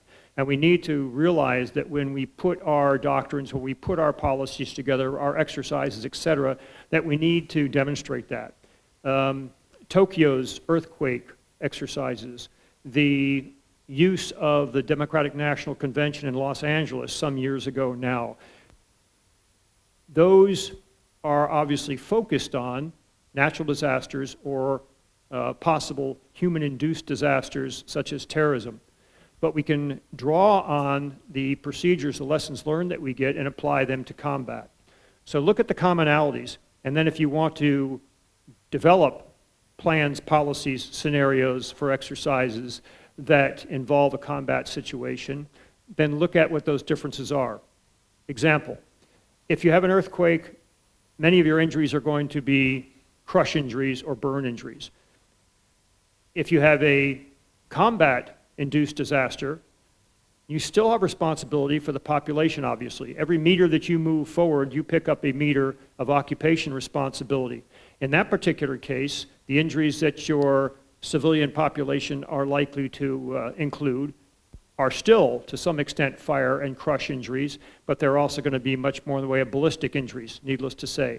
So you need to plan, both during your exercises and your doctrine, but also when you decide who you're going to send in the way of medical experts, and this is only one area, you need to have people who are able to focus on and have more experience on ballistic type injuries than they would crush or otherwise. And that's just one example of many of how the differences would exist. But on the whole, your command and control, much of your logistics that you are going to be involved with, whether the HADR is due to one source or another, are going to be the same. So thanks. We have the question still down here in the front.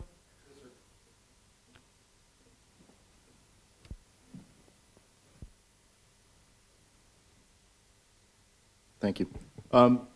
So it doesn't necessarily have to be addressed in this session, but I know that my commanding officer, Major General Long, one of the reasons why he partnered and wanted to support hosting this event here in Japan is he's very concerned about readiness ahead of this exact games that we're using as the hypothetical. And so on the American side of the house, the State Department will establish a fusion center, a JOC out of the country team. The International Event Security Group will provide, under State Department leadership, will provide leadership to the U.S. government support to and responses to any contingencies in an Olympic Games or an event of this nature. So it's pretty clear from a U.S. government side of the house how we might organize. I think we're even going to hear from the coordinator for the Rio Games, looking through the bios. And General Chenenbaum might be able to talk to the recent Winter Games in Korea. But it's unclear to me and our command how the Japanese might organize. There'll be an Olympic committee, but I don't understand what leadership they might provide in this situation, or the 9 metropolitan agreement and how that might be brought into force. But it's not a cold start because just like the U.S., I'm sure other nations are going to organize intergovernmental task forces, whether there's unity of command or unity of effort through their country teams, and then Japan will have to organize into some, organization. I'm not sure which ministry would have lead or what that looks like, but I hope we'll be able to get to that as we discuss the hypothetical further. Well, please ask the question again either tomorrow and or on Thursday, the third day, because we will have representatives from the Japan Ground Self-Defense Force that might be able to answer that. We'll also have a representative from the Tokyo Metropolitan Fire Department who could give their perspective on it. Is there anybody representing Japan here who would like to address the Colonel's point as far as, from your perspective in the Japan Ground Self-Defense Force or otherwise, what your views are on how you would coordinate assets, not only internal Japanese assets, but also, let's say that you did have international partners coming in, whether they were from an international government or more than one international government, or they were NGOs or IGOs. We don't need to have the question answered now, but if somebody has a comment, we'd be happy to hear it. Nobody wants to take it on? Okay. So you'll have to grab one of the speakers in the next couple of days then. All right, other questions, please. Okay, back there.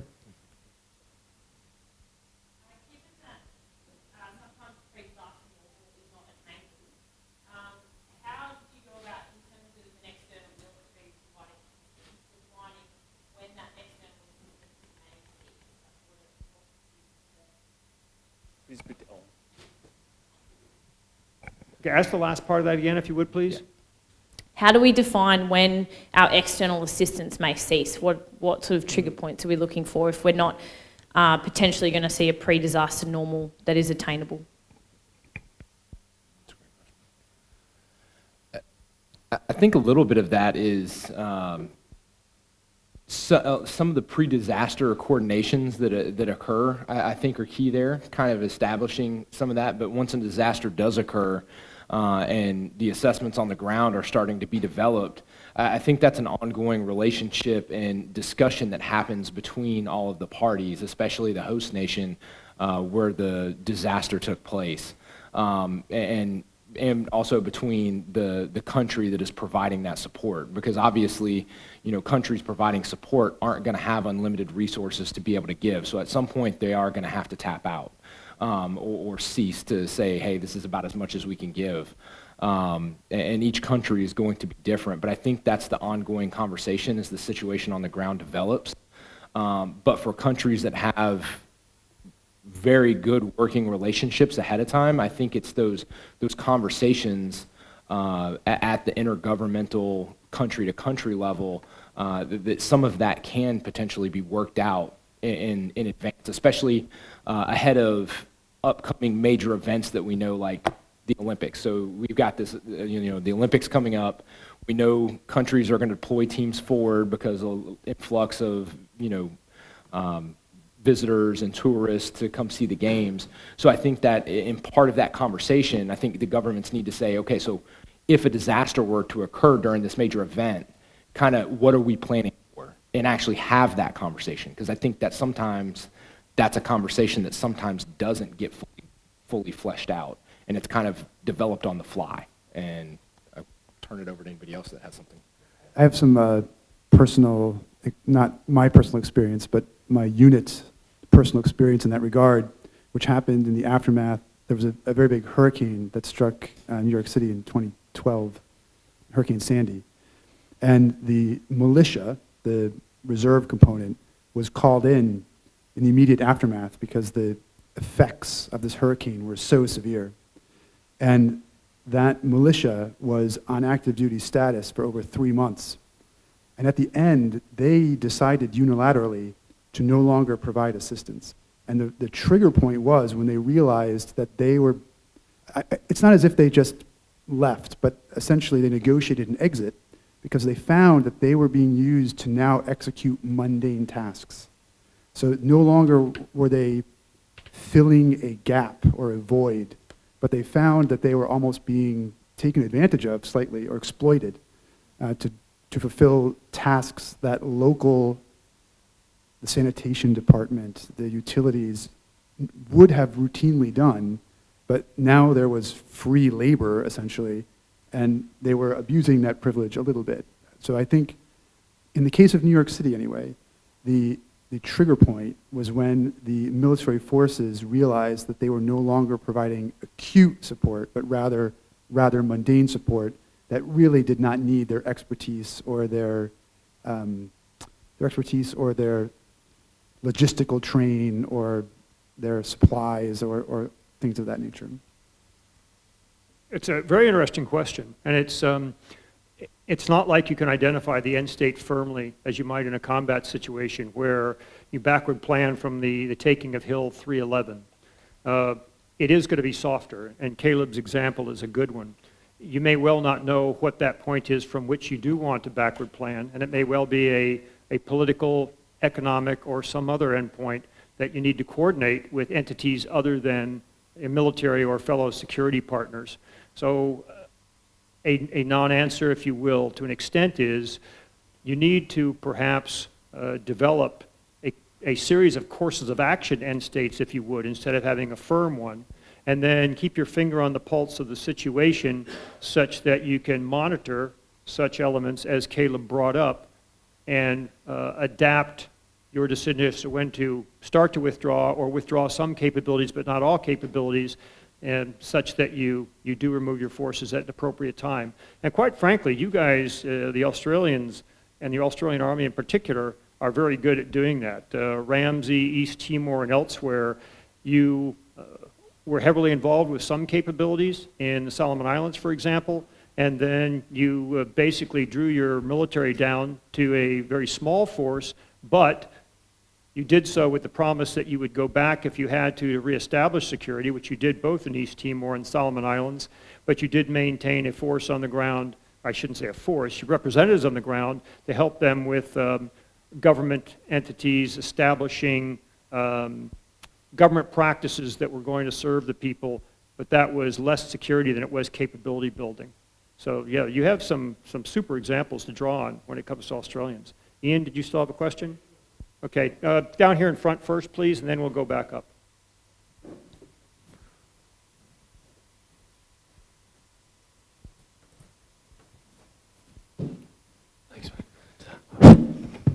Hey guys, thanks for the presentation, really interesting. My question really shifts the debate from response to preparation. So these briefs you've given us today have been very mature in their concept, in their thinking, and I would tend to submit that the Japanese are probably the best placed to have a perspective on disaster response given what happened in 2011 and just the sheer scale of dealing with a natural disaster that also involves a potential nuclear meltdown, the cancellation effectively of half their power system in lieu of not using that technology anymore, and then coping and managing all of that.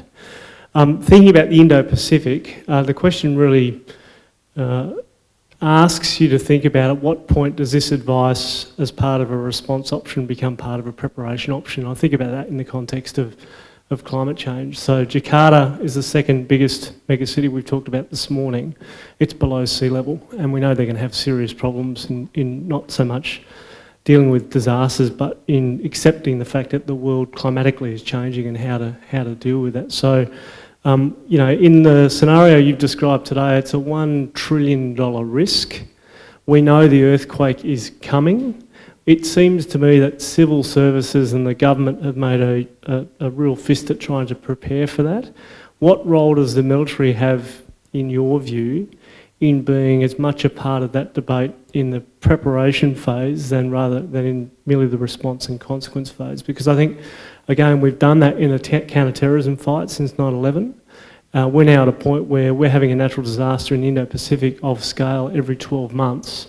And rather than consistently having to respond, it's, I think, about time when the preparation phase of the military contribution needs to be better understood. So do you have a view on that? Not so much about the Olympics, but in the normalisation of using the military instrument of national power in preparing for what will come.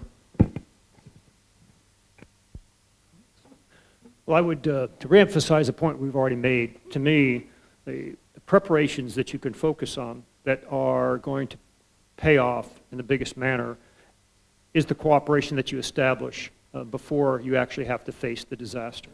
And we've seen that if you don't have just a token representation, but you sincerely bring in all the parties that should be part of your preparations, you are miles ahead of having to then develop these relationships, determine what the capabilities are, establish the command and control after the fact when obviously you've got much more to focus on.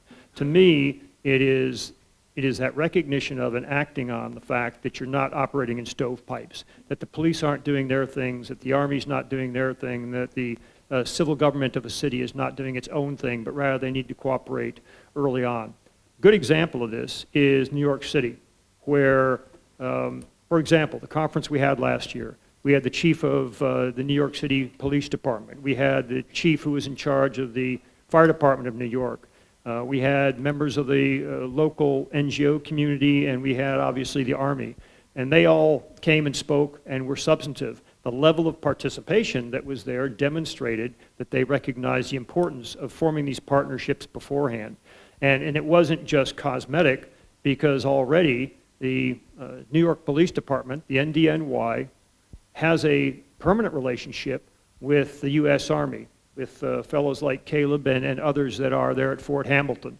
They have a permanent relationship with an organization at West Point that deals with responses to urban and other types of disasters. So to me, if you establish those relationships, and maybe Sid, you want to address this too, before the fact, then you are going to save yourself all kinds of time and trouble. One of the things, and I don't know what the status is now, but certainly in Los Angeles, they had what were called terrorism early warning groups. And Los Angeles was not the only city in the United States that had this. But it was something between a formal and an informal group where every month they met, somebody from one of the participating organizations presented a speaker, and it involved literally organizations from all those various authorities, I shouldn't say all, but many authorities, so Orange County at the county level, the various different types of cities, they had their police and fire representatives there. Obviously, the sheriff's department, which was overseeing this and ran the emergency operations center, was in charge of bringing all this together. But the federal entities, such as the local Coast Guard, the local Army, the local Air Force, the FBI, were all part of this group. And the agreements were in place such that if we did have a major disaster in Los Angeles, that these personalities already knew each other, who had already exercised together, and who coordinated at least once a month, would then come together in the Emergency Operations Center and elsewhere and be able to function as a team. So they built up that capability before you ever started. And I mean, obviously you can plan it otherwise, but to me, that kind of familiarity up front is going to be what's going to make the difference between getting out of the starting blocks effectively and floundering around while you try to put that team together. Does that get at your point? The other thing to think about is, you know, are we at a point now where we need to force structure in the military for HADR as a force structure determinant? Because we're doing this so often. So right now we build JTFs that are based on combined arms that are designed to do other things, which is a necessary function of what the military does, but also the imbalance between the military and other elements of national power. I mean, for you and for us, the gap between what state and foreign affairs have in terms of access and resources compared to the military is just overwhelming. It's the two organisations you just can't scale because one is so more significantly resourced than the other. And that's despite the trend line which sees an increase in the capacity and requirement for these forces that are HADR designed specific for this purpose. And I'm not sure whether organisationally we've come to grips with that yet. That's true at the federal level, but the other part of it is that the benefit of working in a megacity is oftentimes that same numbers discrepancy doesn't exist. I mean, New York City, Pat, correct me if I'm wrong, has something like 40,000 plus members of the police department. And that's just the New York City Police Department, much less the other entities that are part of the megacity. So some of those, that lack of balance that you have, you might be able to regain balance because a megacity tends to have larger administrative organizations, at least in the security realm, fire, police, and perhaps some others. Jesse? I was just going to say, I think that HADR and defense support civil organizations type missions within the United States Army really falls in our National Guard lane. But I think those lessons learned being moved over to the active duty, because inevitably, look at any place that we've gone active duty wise. I mean, in Iraq, I mean, one of my main missions when I was out there was bringing humanitarian aid out to cities, and I was that was not what our combat focus was, but that's what we turned into because of your exact point, sir, about just state does not have the resources that military does, so we end up taking on some of that role, especially in combat zones, or either just semi-permissive zones. So I think that's something where kind of doing that in the United States way of getting those National Guard units, and I think, sir, you kind of nodding your head back there, and that's kind of your lane. But I think bringing that into and kind of having active duty train for that. But one problem that creates is we already have to train for a lot of other stuff. So what's getting wiped off the calendar to train for it, and especially with the many other complex scenarios coming up. There's just a lot of missions falling on the plate and things to train for, and you can't be an expert at all of it. So it's a very good point, but I think we have to take lessons learned from the different organizations who specialize in that style, and when the time has come, make those connections easier, or so that way you can prepare faster for that mission if you need to pick it up. I think that's a question that's more about political will rather than a military question purely. Yeah. So I think that might be necessary for the bar. Point. There you go. Yes, General Sean.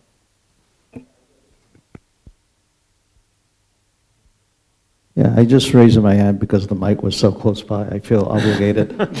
So I'm from Korea, and I really appreciate the presentation. It was really eye-opening. from where I am. I haven't been this scared since I saw the Pac-Man movie, so really. So my question to you is, if nature can do this to us, an entity with really capable cyber capability and a known history for direct action terrorism, could they replicate? How difficult and how possible do you think that they would be able to replicate some sort of a disaster of this kind of scale, a 7.2 earthquake in a mega city? If I may jump on that one. I think, so no one on this panel is a cyber expert. So I don't think we're really qualified to answer that question from a cyber perspective. What I would say is, I think the stock and flow framework, the 3 directions and the 5-factor model, is a good approach to think through that problem. Because with a cyber attack, you can disrupt electricity, right? Because utilities are wired, most of them are. You might be able to disrupt the flow of water.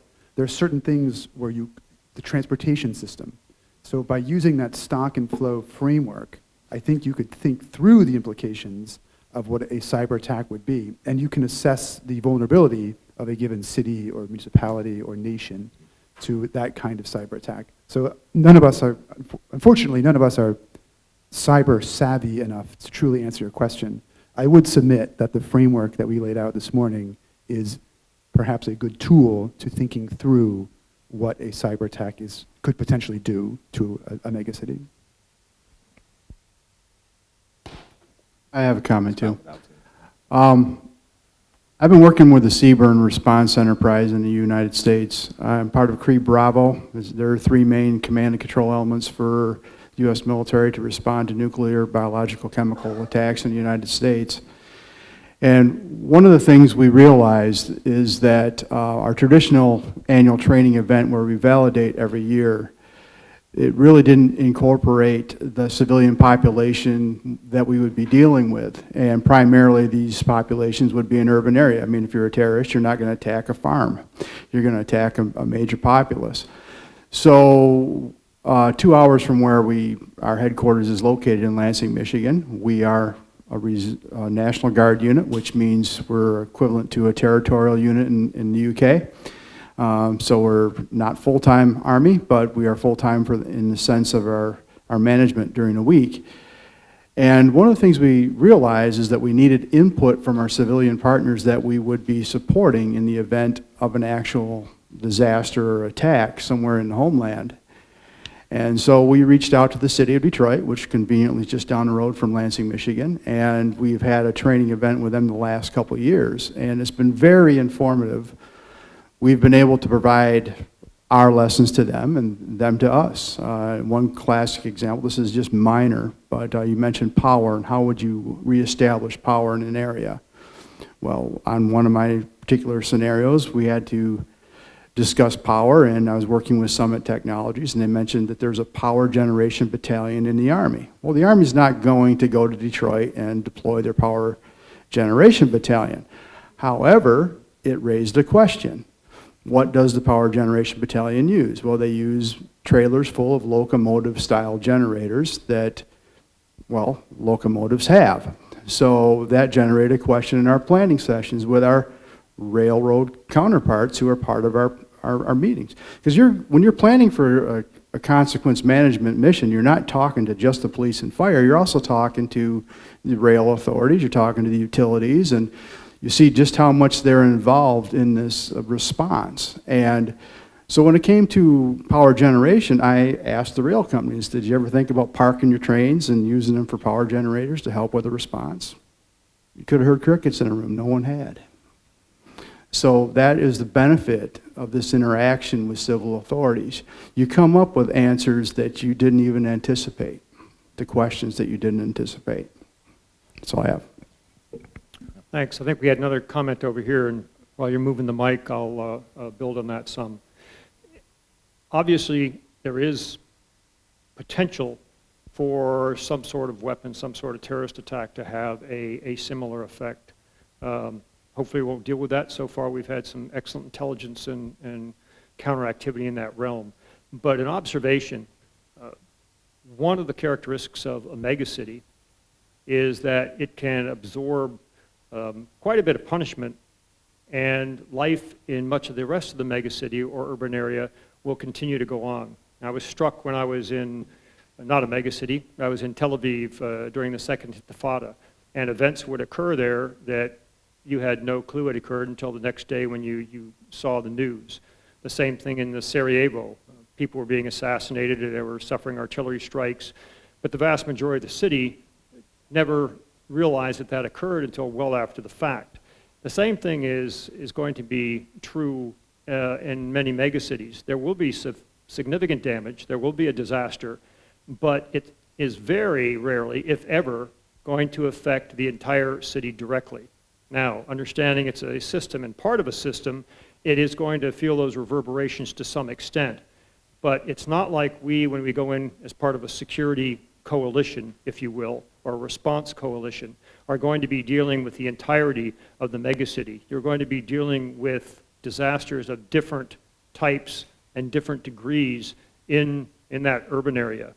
Coming back to General Chun's question, an adversary, likewise, other than Mother Nature, is going to have some limited effect rather than a comprehensive effect.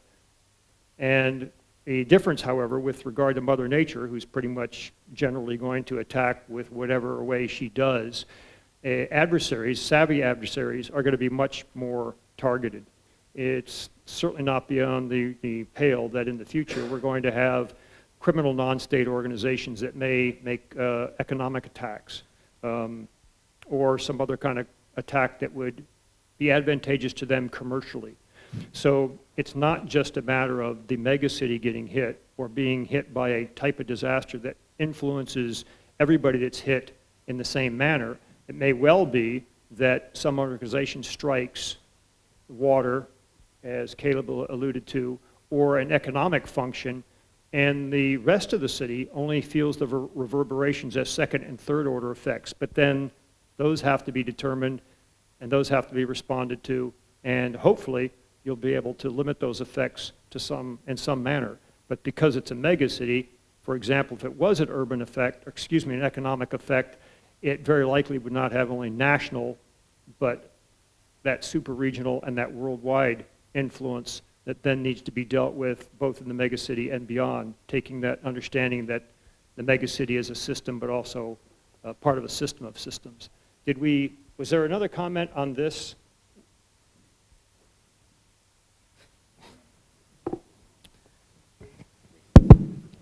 Hello, I'm Lieutenant Colonel Alessandro Di Stefano. I'm an Italian Carabinieri officer, and I'm working currently in the Light Command Transformation in Norfolk, Virginia, USA, as a stability policing subject matter expert. My question is, as most of you are aware of, there are several NATO countries that has one very important tool to assess this situation, which are the so-called gendarmerie type forces. So there are several countries that have military units with full police capabilities. And from our perspective in NATO, we are trying to establishing a stability policing concept. So we consider that in the future, both in the combat situation and in this kind of situation, we don't face anymore a tank against tank situation. So when we arrive in Afghanistan, when we go to Iraq, usually the main problem is not an enemy to be defeated but a totally collapsed state, police is not working, civilian population has no one to deal with. So do you agree with the fact that in the future, the NATO soldier will have to have a more civilian mindset? So he will have to add to his usual military capabilities the capability to interact with population, because of course this needs different capabilities, and that for this, the so-called gendarmerie type forces, so military unit with full police capabilities, are the best tools that can be used also in this situation.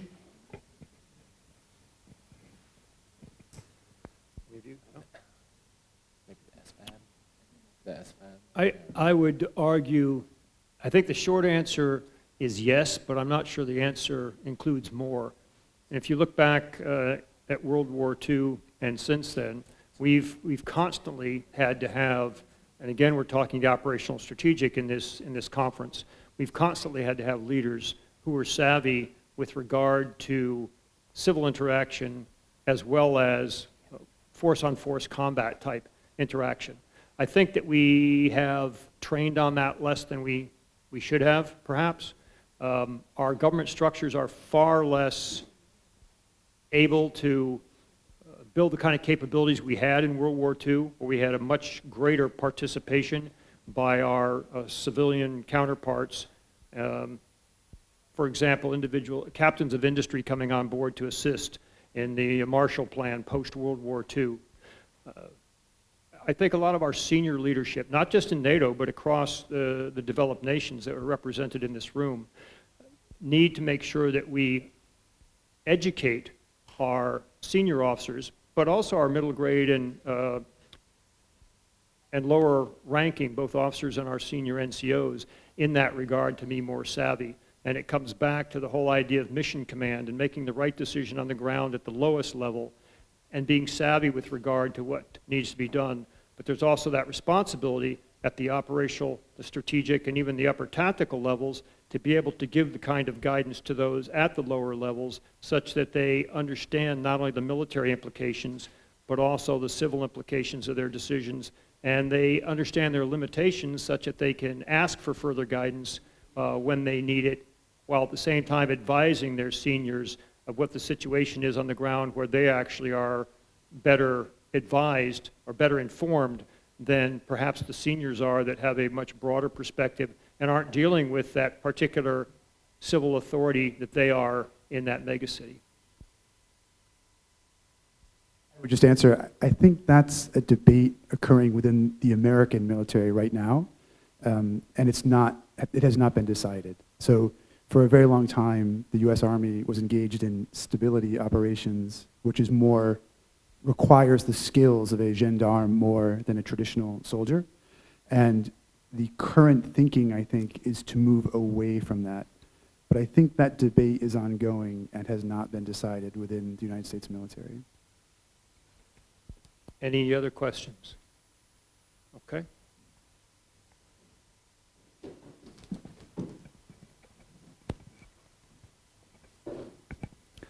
陸上自衛隊東部方面隊の情報部長をやっている島本一佐です。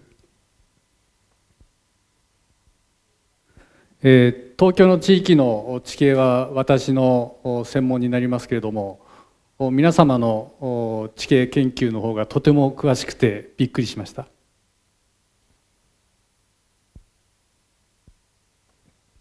これ笑うところだったんですけど。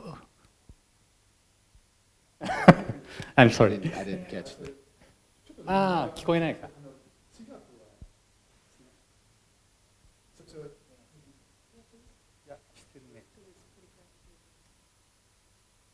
It's not coming through here. Can you translate? This is General Shimamoto. From the information? Eastern Army. Eastern Army and Chief of G2. He was very surprised that our knowledge. Oh. Well, thank you. 地形研究をする上で5つのフローというのがとても重要であると、とても勉強になりました。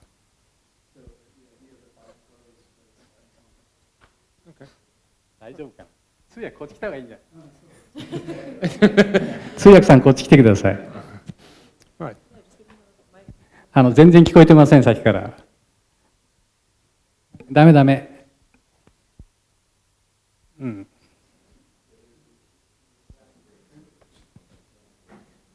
こっち来て俺のマイクで喋ってもらう。He's working it. Do you use channel one? Channel one? いや、聞こえるけど雑音なんだ。It's not good. あ、じゃあ通訳するので。いい？はい。ごめんね、ありがとう。はい、どうぞ。地形研究する上で5つのフローというのがとても良いというふうに思いました。So he's saying that while studying the geographical analysis of the megacities, to have the 5 flows is very important. フローといったものを考えるためには、私は地図が必要だと思ってます。So to think of the flow, he's thinking that you need a map is a must to have to do the analysis. 私は気候の職種ですが、戦車の軌道を考えるときには必ず地図を使います。気候って天気とかっていうことです。気候か、戦車。So to think, he's an armorer, but to think of the movement of the tanks and stuff, that you need a map for sure. これと同じように5つのフローを考えるときも地図が必要だと考えています。So in the same way that the tanks move, he's thinking that the 5 flows have to flow on a map as well. 東京もそうですけれども、メガシティの地形の特性は地下が多いことにあります。So very much so in Tokyo, but in other megacities, the flow in the underground networks, subterranean, is very important to consider.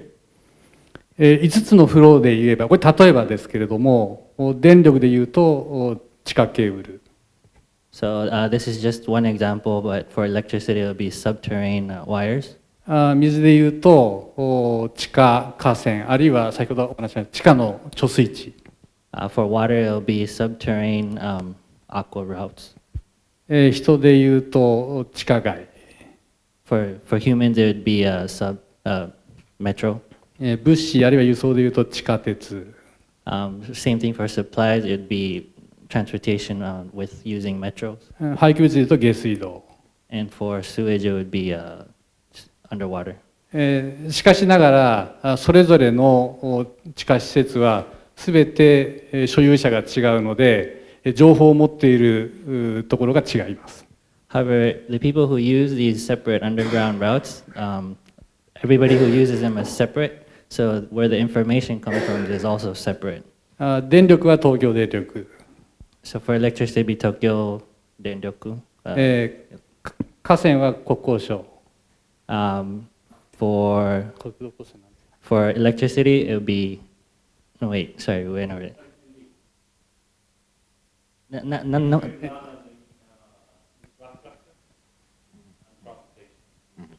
Okay, yeah, for the transportation department, for people. 輸送は東京メトロ。For supplies, it'd be Tokyo Metro. 下水は東京都。And for sewer, it'd be Tokyo Sewer. すべて違うので、これをトータルに理解することはとても難しいです。So because the separate departments are all taking care of their own, it's hard to get a big picture, all the information in one place. そのために先ほどから話があったように関係機関との調整はとても重要だと思っていますが、それもなかなか難しい。But so as you have been pointing out, it's important to have that collaboration beforehand, but even that is really difficult. 今東部方面隊では地下のマップを作ろうとしています。So the current plan to try and get over this is to have underground map all of the underground things. しかしながら先ほど言ったように非常に難しいという現実チャレンジングな部分があるので、もし地下の施設を全体的に把握するために良い方法あるいは実例があればぜひ教えてください。But the reality is because everybody, the same problem, all the information is coming from different places. So if you have any first-hand experience or any stories that you could help them to give them an idea on how to go about getting this underground systems all mapped out, that would be great. I'd like to answer this one if I may, because one of our fellow attendees, retired Colonel Patrick Mahaney, and I were at a meeting in New York City. And New York City is trying to do exactly that. So New York City does not have a central location where all of the different maps are stored. So the power maps are with the power company. The sewage maps are with the Department of Sanitation in the case of New York City. So Even New York has no one place where all of the information is. But New York City is trying to get all of those maps in one place. But there's a further difficulty because these maps generally are not three-dimensional. They are two-dimensional. So it shows you a pipe, but how deep is the pipe? No one knows. No one knows. There's no map of the underground. And I think if a city like New York and a city like Tokyo, these are very developed cities. These are very advanced cities. And if these cities do not have these underground maps, I suspect no one has these underground maps. So this is very, very difficult from a military planning perspective and from a intelligence preparation of the operational environment perspective, because without those maps, we are essentially blind to most of what is underground. So unfortunately, there's no easy answer, because I think no one has that information, unfortunately. Do they need the Japanese too, or are they getting it from the headphones? No? そうです。みんな同じ名前やって、あと地図が2次元の地図になっちゃうんですよね。大体どこの担当局が持ってるものって。なんで地下になると3次元じゃないと深さとかが分かんないんで、それを全部全部集めての情報がどこの国もどこの市もないんで、ニューヨークでも同じことをやってるんですけど、まあ本当に東京と同じように、課題に思ってて、それを乗り越えるっていういい事例とかはまだないっていうことですね。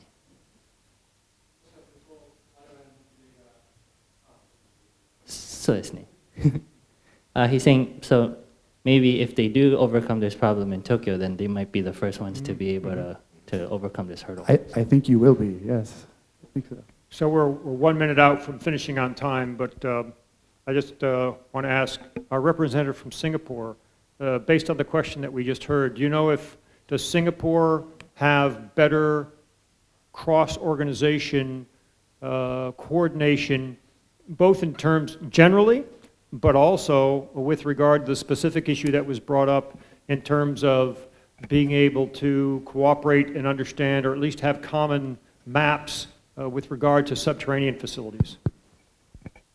For the map for megacities or even urban area, not that I'm aware of, that there's a source where we can, just collate everything together. But I think for other part of the coordination with other states, disaster nation, host nation, I think there are existing structure like MMCC, Multinational Coordination Center from the host nation. They will try to coordinate NGOs within the militaries coming in to do all this. Then there are organizations like AHA centers that are kind of doing, based on my limited understanding, something along that line. Within Singapore Armed Forces, we have this RHCC, Regional HADR Coordination Center, that's based in Singapore, Changi, and we try to assist affected state military. And we have done that in Nepal when we go in. And we try to come up with a system, a computer information system. Essentially, it's a CCIS that enable even NGOs to have accounts that they can log in, and all parties are able to work on the same picture. Where are the resources that they have? What do we need? And therefore, it helps the host nation military to better coordinate that portion. Good. Thank you very much. So that wraps up our day for today. Please remember, number one, to turn in your apparatus back where you got it. Secondly, as you leave, go down to the first floor, and there will be somebody there from the Japan Ground Self-Defense Force headquarters collecting your badges. We'll start sharp at 0900 tomorrow. Thanks for some great questions and also audience participation that helped us to better understand responses. Have a good evening.